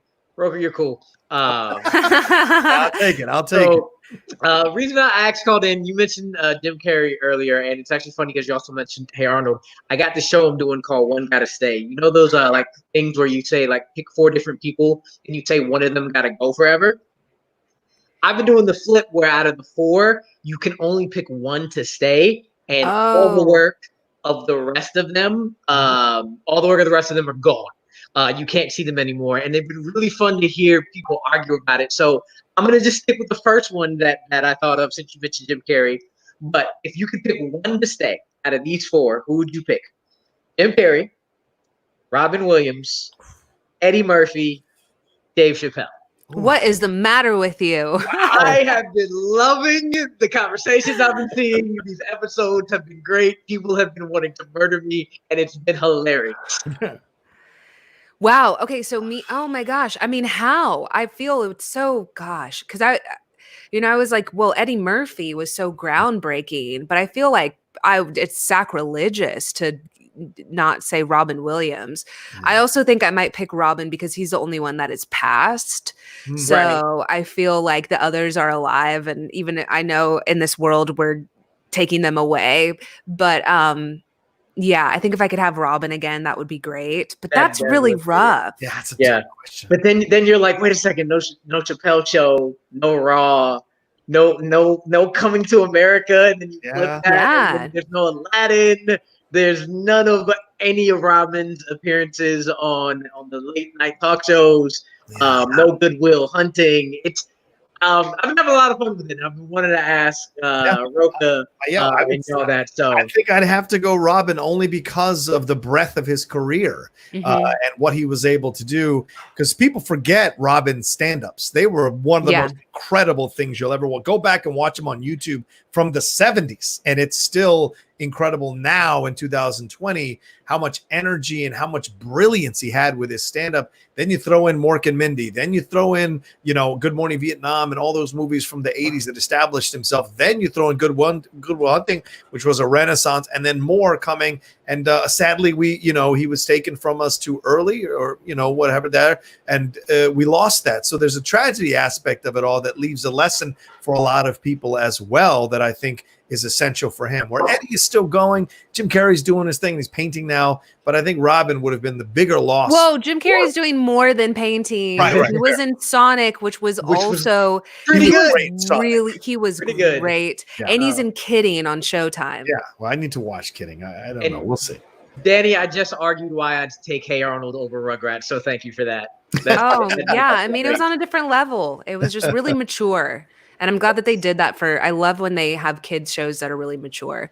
Yep. Thanks, Amato. Appreciate the question, brother. Appreciate it. Good to see you. One last one from Jonathan. Jonathan, what's up, man? How you doing? We got a few minutes. What's your question? First off, just wanted to give a great thank you for the shout out for the Hey Arnold, by the way. Even though I just wanted to, even though I was more grown up with the other stuff like Danny Phantom and all the cartoon stuff right here, just want to have a great shout right here and just want to say hello. Hey. And I've been following you for a full time right here, though. I responded to some tweets right here, just some thumbs up right here and all that stuff right here. Just want to tell you that. And this question, it's more of a simple random question, but do you have a sort of a comedy guilty pleasure, though? I'm more of a guilty pleasure that no one would think you will like that movie, but some weird reason you do. So she answered the You, Me, and Dupree earlier. Is there another? Also, I'm sorry that you have to listen to my dog. I don't know if you can hear her. She was whining and moving her food. She's also feisty. No, she's fine. She literally just ate, but she just wants my attention. What is another movie that I like? A guilty pleasure comedy. A guilty pleasure comedy. When I was thinking of guilty pleasure, my first thing that came up was Schitt's Creek, but that's actually really good. Yeah. But that is a huge guilty pleasure of mine, and so much so that I went back and I watched like the seasons again and then again, and the writing is just so good. What other movies? Well, I do love Fools Rush In with Matthew Perry and Selma Hayek. I think it's so great. It makes me feel really good. Yeah. And I love her Mexican family in it. It reminded me a lot of my family used to watch this movie a lot. And it's so funny because people feel really mixed about it. They're like, I don't like these stereotypes. And I'm like, okay, but some of us are literally like that. Yeah, I mean, that's the thing. If the Latino person is making it, the person condoning it, you gotta, yeah. I'm like, but my mom did have the candles and like the, chanclas, all that stuff. I know. Yeah. It's so that one I love. And also everyone go and watch it in quarantine. It's really feel good. And it's peak Matthew Perry. He was so charming and funny, just like off the cuff funny. Yeah. So yeah. Cool. Thanks, Jonathan. Appreciate it. I have one guilty pleasure real quick. Okay. You mentioned Jim Carrey, but one of his comedies, I will defend this movie right here. I don't care what people said. 2000's The Grinch. I actually will defend that movie right here. Grinch Stole Christmas? Oh, yeah. Yeah, I actually will defend that. I actually think it's very fun, and he makes the movie possible. So it's true. It's true. I think a lot of people like it. Yeah. Thank you. Thank you. All right, one last one. I know we got to wrap. Wiley, real quick, what's your question for Dani? No, it's fine. You go ahead and now, Joe. It's fine. Okay. Yeah, it's all good. Sounds good. All right, well, there we go. Let me bring your banner back up because I want you to get full props on this whole thing. Dani Fernandez, she is. Dani, thank you so much. We are wrapping up here. We had 2 hours with you. Thank you for taking the time. We know you're really, really busy. And it's been a pleasure. It's been a joy. I hope you had a good time as well. Yeah. Thank you for letting me ramble. At first I was like, I'm talking too much. And I'm like, no, this is 2 hours. You're chill. You were invited to talk a lot. Yes. I invite you to talk. I'd love to talk with you again down the road as your stuff as more of your stuff starts picking up, but also talk more about the minority stuff we were talking about, Latino being in this business, this industry. Yeah. I wanted to get into that as well, but we ran out of time. Can you plug everything you've got going on for you and where people can find you and enjoy your work? Yeah, so my handle is right there for all my stuff at Ms. Dani Fernandez. It's MSDA NIFERNANDEZ. Yep, that's all I had. Please follow me because my stuff will hopefully come out in a year or two. Now that production has been moved back so much. So by my dumb little Insta stories are all that I have right now. And then I have my show Nerdificent with Ify Wadiwe. It drops every Tuesday, wherever you get your podcasts. It's from iHeartRadio, where we tackle different nerdy topics. This is Mental Health May that we just decided to put on Mental Health May. And so we are actually talking to different therapists and psychiatrists. Next week, we are covering somatic therapy, which I wasn't familiar with. And also we're going to cover TMS, which is something I did. It's transcranial stimulation. There's a lot of nerdy science behind brain science and different treatments and alternative treatments for depression, anxiety, and PTSD. Right. I'm very fascinated by it. I think you guys will be too. So definitely check out Nerdificent. And if you want to check out our other episodes, every week we kind of take a franchise or a character and we really deep dive into it. So we had Mark Bernardin on for James Bond. Great episode. Just talking about the history of the character. Wonder Woman was a great one that we did, talking about her history and origins. So, it's all on there. There you go. What's the therapy? I did the therapy where they regress you all the way back through the buzzers in your hand. Do you know what that therapy is? Is that EMDR? Yeah, EMDR. Yeah. I'm doing brain spotting, which is a form of that right now, which I do not recommend. It essentially what Rocha and I have done is it opens a nerve. It literally takes you back to some of the most traumatic moments so that you can desensitize yourself so they're not constantly triggering you, because clearly there's still a trigger no matter how much talk therapy you've done. So it tries to really get into the deep parts of your brain to just open that up, make space, and get rid of that trauma. So I'm doing that right now, and it's literally like an open wound. It's like an open raw nerve. But I'm in the safety of my apartment and can't go anywhere. So at least if I'm going to go wild, it's going to be in here. So.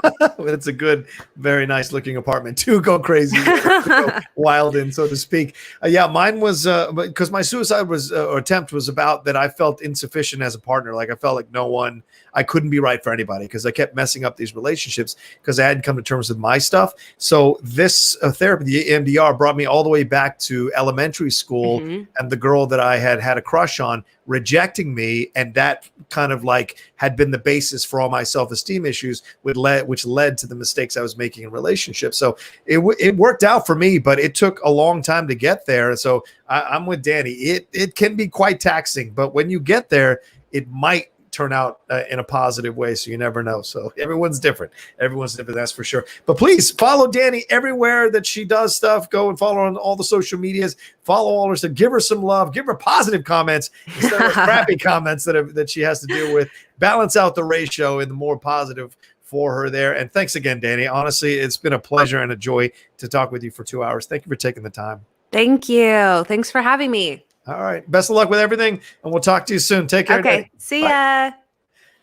All right, that was Dani Fernandez. She is fantastic. I tell you, it is my joy to spend time with her and talk with her. And she's always just got so much to tell you about life, about the world, and she's gone through so much as well. And she's at a younger age, and to see how much knowledge she has, it's incredible. And it's always fun to have her. And so go and support all the stuff she does, and go follow her on all the things she's doing. Let's bring up Wiley. Wiley, all right, what'd you think of the episode? Did you have a good time?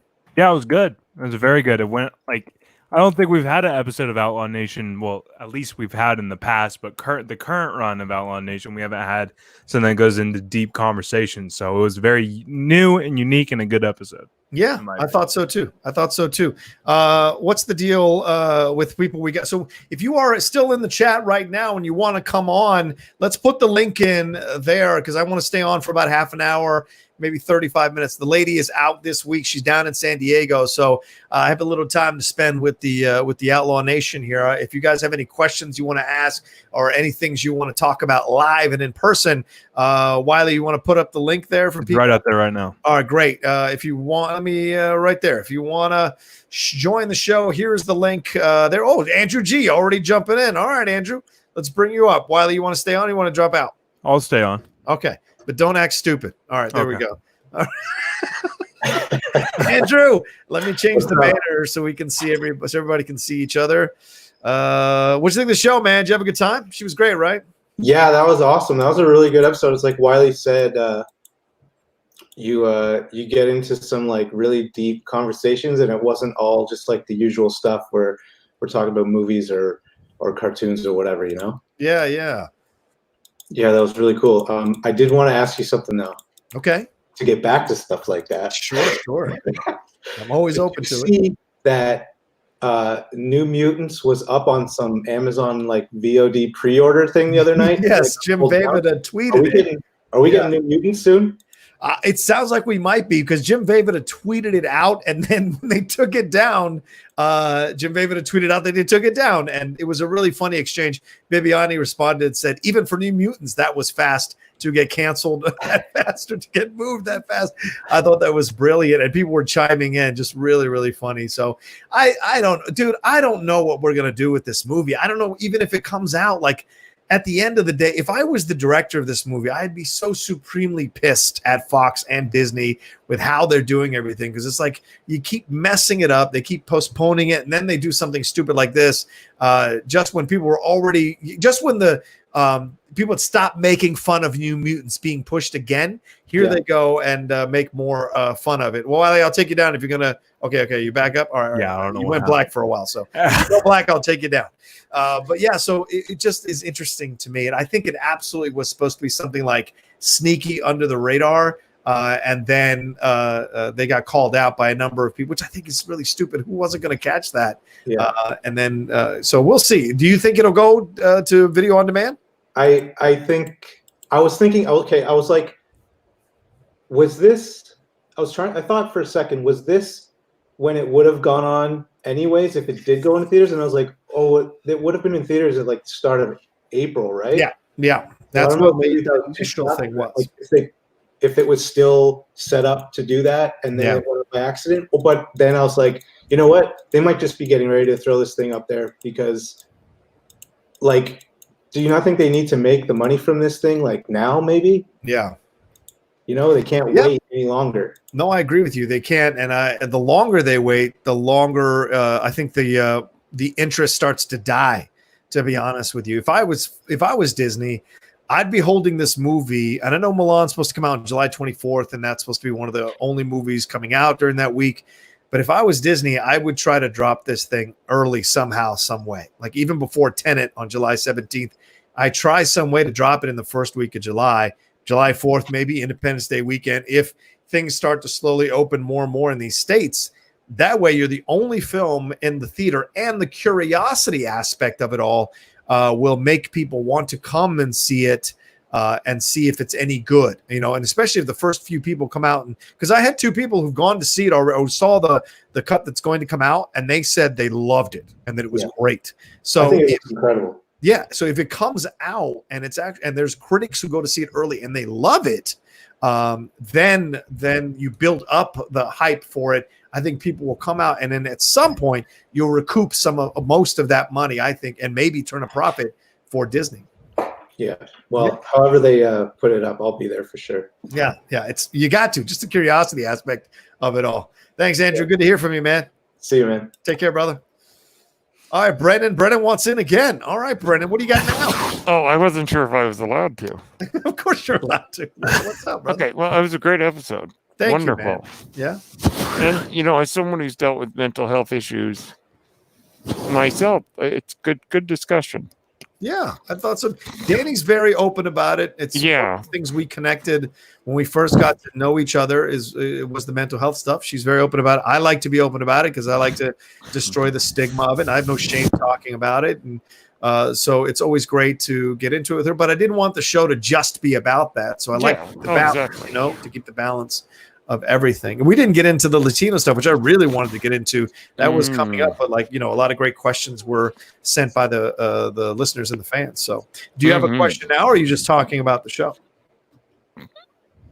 Well, what did you do yesterday to celebrate the May the 4th? I watched the last 3 episodes of Clone Wars. Oh, yeah.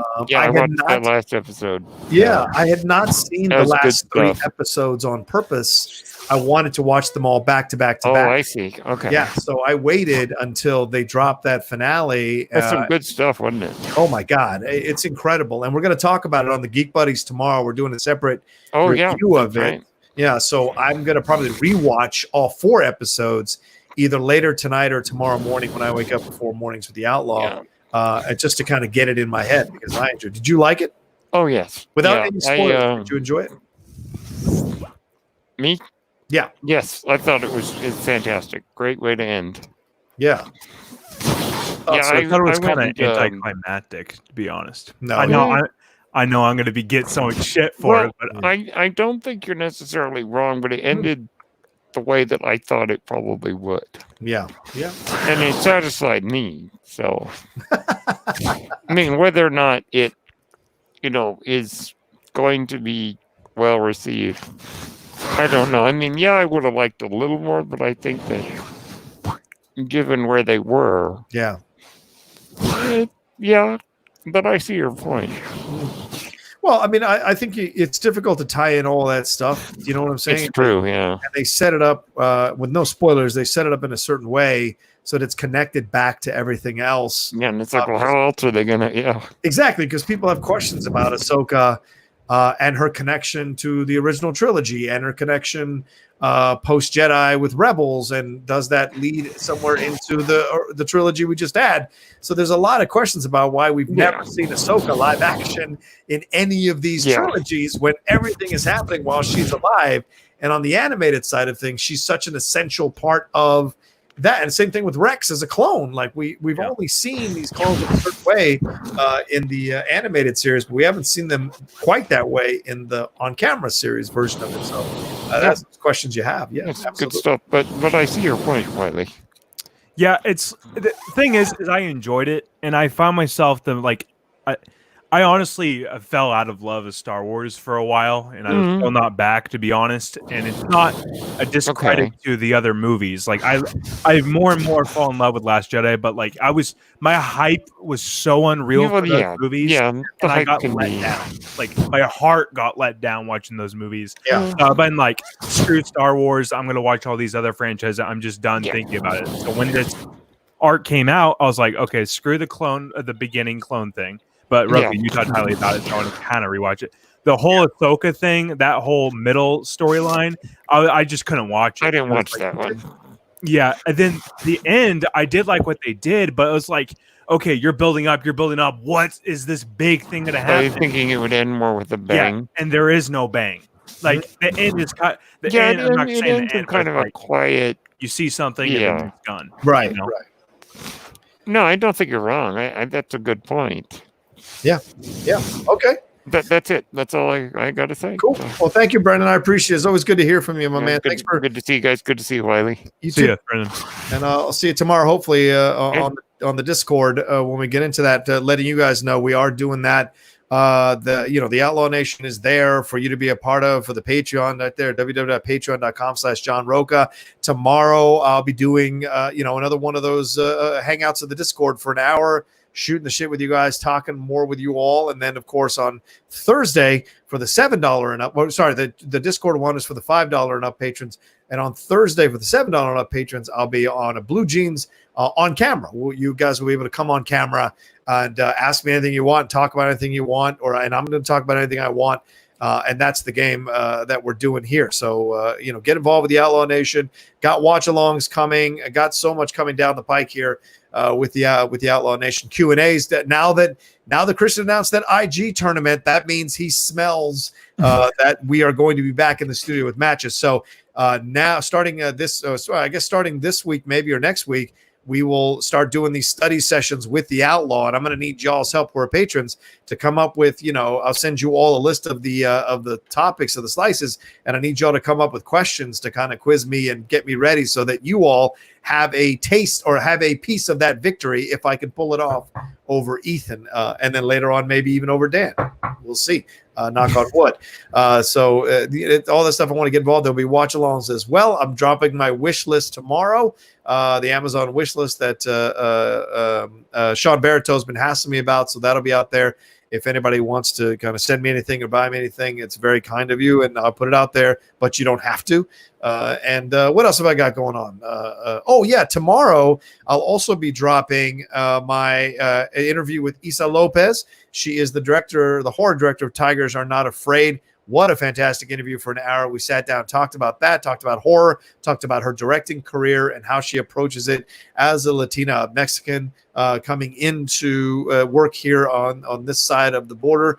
She lives in Los Angeles now, and all that she's discovered and enjoyed about doing that. So that'll be up. Look for that up tomorrow some point as a deep cut interview with Isa Lopez. So I'm excited. And Tigers Are Not Afraid comes out or is out on DVD and Blu-ray and 4K or digital copy rather for people to enjoy as well.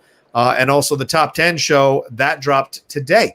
The new episode of the Top 10 show. We talked about our top 10 movies, top 10 worst movies we saw in the theater, which was a fun thing to discuss. Wiley, you got any movies that you saw in the theater that you thought were going to be good and they were absolutely terrible? What was that? What was a recent one that I saw that I disliked so much? What was? Oh yeah, Jurassic World: Fallen Kingdom destroyed. Oh yeah, that was terrible. That movie, because like more and more, like usually, those franchises that you like watch the first installment and you're like, oh, I like it a lot. Yeah. And then, but you forget about it. But once it gets brought up, you're like, okay, yeah, I'm excited. It's like one of those like kind of hitting like meaning franchises. Yeah. So like right before it, I did a whole series on my channel, and we went through every one. I'm like, I really love these movies. Like I love Lost World. That one's very unique. And then I'm a massive apologist of Jurassic Park 3. I just love everything it does. Like that whole creepy vibe of the going on Site B and I find that the freaking pterodactyl cage is one of the coolest things in movies ever. Like I'm like, trying to figure out how the game on stream, like so I can help you out, Rocha. Yeah. And I downloaded the Lego Jurassic Park game just to give it a chance, and they had the birdcage scene. So I'm like, that is so awesome. But anyways, I kind of fell flat on Jurassic World. I thought it was okay, but I was like, it didn't bring that weird, creepy vibe. It was like, okay, yeah, look, beautiful colors. You get to be in the forest for like 2 seconds, and then it's over. And it's not like that specialness to it. And then I was like, okay, Fallen Kingdom's got to be that one for me. And it just like the acting of the guy with the pillow. Yeah. If you guys seen the movie? That could probably be the worst acting I've ever seen in like a big franchise movie. That guy was, but yeah, that one disappointed me. Like I bought that movie on Black Friday because I need to complete my collection, but I'll never watch it again. I'll tell you that much. Andrew D trying to get me upset. Said Transformers 2, 3, 4, and 5. Ha ha ha! Were his worst experiences in the theater. Let's see. Raven says The Last Airbender. A lot of people probably agree with that. That is M. Night Shyamalan. You think he's going to do a good job with this? You guys shits the bed. So that's a negative overall. And Raven, thanks so much for your comments earlier about how much you enjoyed the show and how much we helped you at where you're at right now. So I'm glad we were able to do that for you, my brother. It's always good to hear from you. Let's see. Tasty Waffle Brennan says Ice Age 4. Yes, Ice Age is an amazing franchise. Dawn of the Dinosaurs is a classic. Yeah, there you go. Star Drew, I like Star Drew's suggestion. Sin City 2. Yeah, that was super disappointing. I should have put that on my list, honestly, as I think about it now, because I loved Sin City. So I thought, well, if they can do it once, my God, they might be able to do it again. But it was just like Sicario, where I love Sicario, but Sicario 2 tried to imitate the formula and missed the charm and the magic of the first one. I feel that way about Sin City 2. It missed the charm and the magic of the first one. So that's a shame. Brennan also throws in Amazing Spider-Man 2. Yeah. Thank you, Brennan. That movie crushed me. But I will say, I know everyone says it, the relationship with Gwen and Spider-Man is incredible. Oh, yeah. Agreed. And I tear up every time she dies because that scene, like the web coming down, that's so cool. And it's like a lot of people get that scene, but like the ending, like when he was sad, you felt it and everything. Yep. But when he went to go fight, and then the people were like the rhino scene, and they just kind of ruined that ending. I like that dark Spider-Man though, like, and I will say this here, and I know I'm gonna get shit for it. Andrew Garfield is my favorite Spider-Man, bar none. Yeah, I know. He's by far my favorite Spider-Man. And I'll defend it, and you can watch it on the A-list. Don't plug your stuff here. Actually, you forgot one thing, Rocha. We got Rocha Unfiltered on the Twitch channel coming out. And it looks nice. It looks really nice. There's a lot of high-tech stuff going into it. So if you guys want to check out Rocha Gaming, like maybe you could play the Fallen Order. That game's amazing. That could be fun. Absolutely. Yeah. I'm down. I'll be yelling and screaming. Yeah. That's an amazing game that I love that people don't really give. But like there's a bunch of stuff going on Rocha Unfiltered, hence the name Unfiltered. It could be literally anything. But definitely give that a follow. And once I know we'll tweet it out and everything. But we'll definitely give it a try. Everything's high tech on there. So again, just it's another way to support Rocha and the whole Outlaw brand. So if you can create a Twitch account and follow over there, please. Yeah, follow it. We're there, all one word, the Outlaw Nation, all lowercase. Go and find it. It's got my logo on there. And Wiley did such a nice job with some of the graphics on there. So thank you so much. And then Brian Ward should hopefully be getting back to me soon with the graphic for that show. And David B is working on the music for it. So we're going back and forth about that. So it'll definitely be happening on Twitch, which will be fun. Let's see. Thank you, Wiley. Appreciate that. Let's see. Chris Taylor says Rocha was right. Star Trek 5 worse than 8mm. Yes, it is. Let's see. Independence Day regurgitation, says Star Drew. Yikes. Never saw either the original or that one. So I like Independence Day Resurgence. I don't know what they're talking about. Andrew G says he actually quite likes Amazing Spider-Man 2. Oh my God, what is happening on here? There is some bad element. Dane DeHaan and all the villains destroy that movie. It really does. Like the beginning of that movie where he gets kind of flashbacks with Gwen with Dennis Leary. That was an interesting take itself. But it's like Dane DeHaan came and he's like, yeah, I want to rule the company. And there's so many things that don't make sense, right? Like, so what happens is his, I forgot the dad's name, but the dad, like in the beginning of that movie, has these like lizard hands and he's infected. Dane DeHaan, all it happens to him, and like he's super old, he's super young. But like the only thing that you could probably connect it to is like he has to take his blood for a flash drive. I don't know how flash drive can connect him to the venom to make him like this. So that made no sense. And Jamie Foxx, man, like I love Jamie Foxx, bro. That was rough to watch. I'm not gonna lie, you're right about that. Yeah. Matt Whitehurst says the 5th Pirates of Caribbean film was terrible. Yeah, I think they tried to kind of pass the torch, but it didn't really work because they didn't cast as strongly as they should have. Neither one of those actors who played the daughters and the sons or the replacements for essentially Orlando Bloom and Keira Knightley have anywhere near the charm and magnetism that those two had.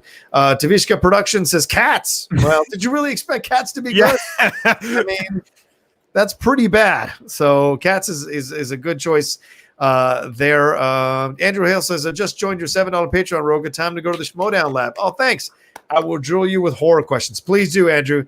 That's the one place. And I think horror and animation and movie release dates are the 3 blind spots that I've been working on during this hiatus. So, yeah, please let me know. Please help me out on it. Thank you for being a part of the Patreon. Really, really appreciate.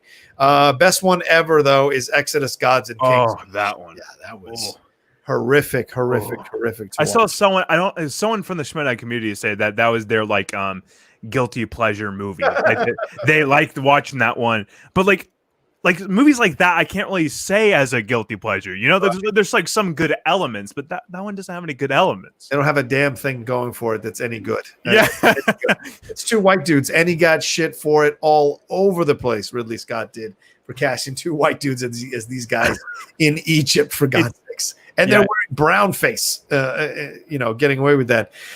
Star Drew also says Jason Bourne 5 is bad, I think. That was one of my worst movie experiences of going to that movie. Yeah. Because so I was saying that because the theater I went to had like the AMC reclined seats. Yeah. So I was saying I was already like in a bad mood that day. And usually you can like say, okay, I'll give the movie another chance. But I was sitting next to one, and this person was shaking the chair like it was a roller coaster while me watching the movie. I'm like, I didn't say anything because I didn't want to be rude or anything, but I was like, come on, I was already having a bad day and you do that, and I was excited for this movie, but like even looking back on the movie, Alec Baldwin is atrocious. Yeah, in that movie, like that whole thing is just, they never should have done it. They never should have done it, in my opinion. I agree with you.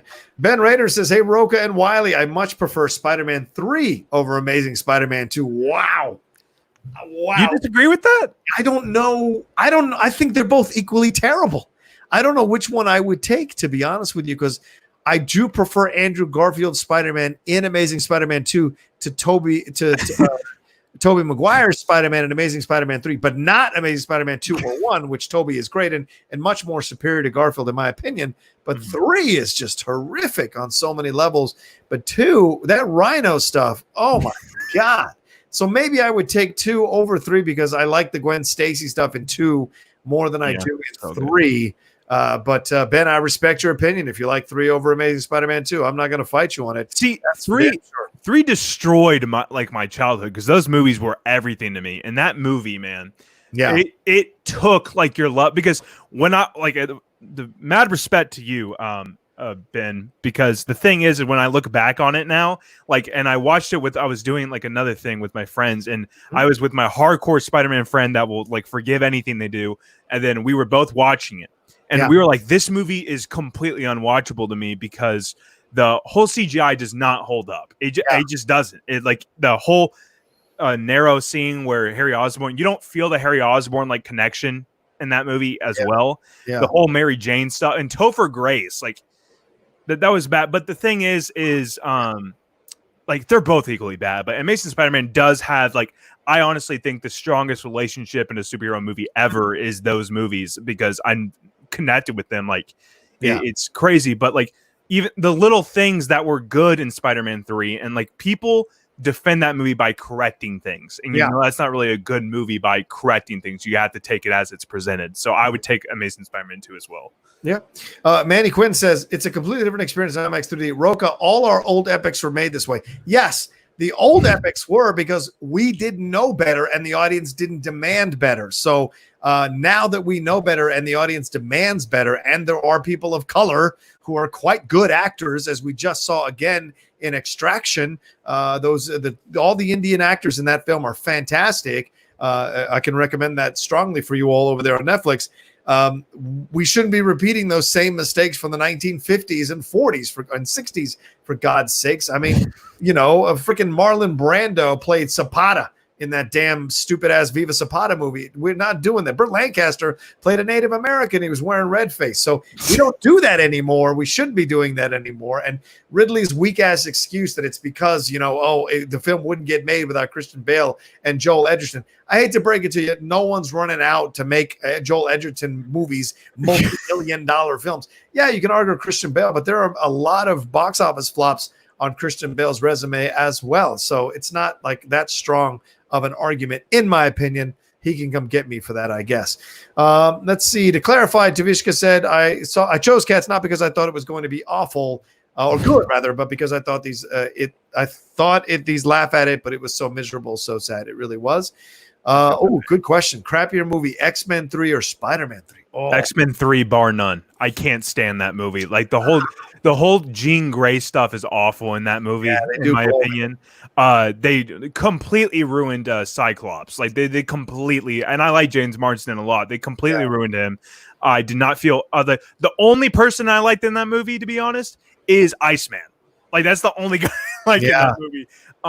And plus, like I also grew up with those X-Men movies. Like those movies are like that's why I felt such a connection to Logan, and that's why it's one of my favorite movies of all time. Right. But X-Men 3, like I tried to like that movie many times, and I just can't. And I can find a little bit more enjoyment for Spider-Man 3. So I would have to go Spider-Man 3 for this one. Right. I want to look this up because someone is bringing up something here in the chat, which I think is very interesting. Let me bring it up as well. Where is it? I think maybe they took it down. Did anybody in the Max Steel? Woof. Yeah, Ray, that was terrible. Oh yeah, Tavishka throws in this. He said Daniel Day-Lewis playing a native. He wasn't playing a native. In Last of the Mohicans, he is not a native. He is supposed to be a white settler there, but he gravitates to the Mohicans, and the last of the Mohicans is not Daniel Day-Lewis. It is Russell Means' character in the movie. So Natty Bumppo is a frontiersman. He is not a native. So he is not playing a native in that movie. So just to clarify that for Tavishka. I would say that they need to take it as the Hostiles way. They had Christian Bale and all these people playing the right parts, and then you had I forgot the actor's name. Playing the Indian person. Oh yeah, right. Wes Studi played the Wes Studi. American. They do that. Like, don't do like even though he's like one of my favorite actors. Paul Newman. I know you love this movie, but Hombre. Like he's American as it gets. Right. Thing. But like I would say take it. Be playing it. Yeah. Yeah, I would definitely do the Hostiles right. Like I did not know who Wes Studi was. You probably did, Rocha, but I had no idea who this guy was. He's the villain in Last of the Mohicans. That's Wes Studi. I've never seen that movie. So. Oh my God, have you seen Heat? Yeah, he's amazing, dude. He's the guy in Heat. He's one of the detectives in Heat with Pacino. Oh, okay. That's him. That's I need to rewatch it again. I love that movie. You do. Pay attention to the non-white actors in the movie, for God's sakes. Let's see. Star Drew says, which one was Hugh Jackman? Oh, Real Steel. When that movie's incredible. Yeah, Real Steel. He did not like that one, so respect that. Wasn't Evangeline Lilly in that one too? I think she was the one. Yeah, she was. She was the girlfriend that wasn't having it for the first part of the movie, and then suddenly fell in love with Hugh Jackman. Of course, that's how it works. Don't you know that's how it works? That's how it works. I want to give a shout out to Old Snake 167, Brian Molina, Reese Seaborn, and Jeff Doherty, who all subscribed to the Outlaw Nation channel. And today, over the last 7 hours, Nazri Hasbun and Luis Felipe, Mark Kozart, Joel Jordan, Francois Oyopo, Shinny0228, King Edge, and Ambling Soul all signed up for the Outlaw Nation. So if you're watching right now, if you haven't subscribed to the Outlaw Nation channel, please do so. It's right there below us in the YouTube there. Go and hit subscribe and come aboard. I'm trying to get close to that 20,000. We crossed 13,100 or we're marching to, oh no, I did. We crossed 13,100. So we're marching ever slowly, but ever strongly to the 20,000 mark here for subscribers. So, all right, I think we wrap it up there, brother. 8:30. I think 2.5 hours is good enough on a show. Don't forget, coming up this Thursday, if I can get the editing done in time, it is the first episode of the Jedi Way, the Star Wars show that I have dropping here on the Outlaw Nation channel. That is a produced show as opposed to a live show. Maybe down the road, I'll have, one live episode a month or something where we talk about Star Wars and ask questions about Star Wars. But that's a produced show. So just want to try my hand at something like that here on the Outlaw Nation channel. So hope you all will watch that. And tomorrow, Strong Style Live, our pro wrestling show. Aaron and I are going to be talking about a match tomorrow on Strong Style. That's going to be a lot of fun. So join us live. I think we're doing it at 2:00. I'll check my resume or my schedule and find out. And then, of course, Geek Buddies, that drops on Thursday. Don't forget, the guys getting back together. We just crossed 1 year. 1 year of doing that show. Pretty surprising. That comes out on Thursday. So I think that's it. I think that's everything. Yeah? Yeah, I think you got it all. Boom. All right. Well, thank you, Wiley. I really appreciate you helping out today. Thank you so much to Jake Iacovetta, who was also moderating here in the chat. Really appreciate it. And, of course, Suge Knight, who was jumping around in here, too. So, and one last thing. Oh, as we said earlier, Twitch. Don't forget, go to the Outlaw Nation. Find it on Twitch. Follow me. And, we dropping episodes real soon and everything like that. So thank you all so much. Really appreciate it. And please go give Danny some love as well. And I'll top you out. Thank you, Wiley. Really appreciate everything you did. Good to see you, my man. Thank you so much for all the work tonight. You're the best. And please follow me down there at The Rocha Says on Twitter and on Instagram. Trying to get that Twitter above 20,000. Trying to get Twitter above 35,000. Trying to get that Instagram above 20,000. And of course, the Patreon right down there, patreon.com/John Rocha. Go and get involved there. Go see the multiple tiers and what you want to subscribe to. I've got all the way up to $100, which means you spend an hour with me one-on-one. We sit down and we talk about whatever you want to talk about. Is it movies? Is it TV? Is it your relationships? Is it your life? Is it career goals? Is it therapy? Is it mental health stuff? Whatever it is, $100 tier, you get an hour with me every month to sit down and talk about it, or you can do the $50 tier, which includes everything below the $50 tier plus a half hour with me one-on-one. Sean Barreto already took advantage of that. We had a great 45-minute conversation about stuff. And so if you want to be a part of that, you can on the Patreon as well. All right. Love to all you guys so much. Just love for all of you for tuning in and enjoying it. And please like and share this video on your social media. When you share it, you're essentially telling your friends and your family who follow you that you approve of the show, and maybe they'll take a chance and join the Outlaw Nation as well. So please like and share and subscribe to the channel. And we'll talk to you for another brand new episode next week of the Outlaw Nation. And guess who I booked? That's right, Jeff Snyder. Jeff Snyder will be my guest next week for the Outlaw Nation show. God help us all. I don't know if the show is going to survive, but it'll be a blast to have him on for a couple hours. All right, have a great rest of your night. We'll see you. Don't forget, tomorrow mornings with the Outlaw. I think we'll go at 9 a.m. tomorrow or 8:45 a.m. tomorrow so I can sleep in a little bit, and we'll talk about everything leading up to SCM Live. All right, take care of yourself. Have a great rest of the night. I love you. We'll talk to you soon.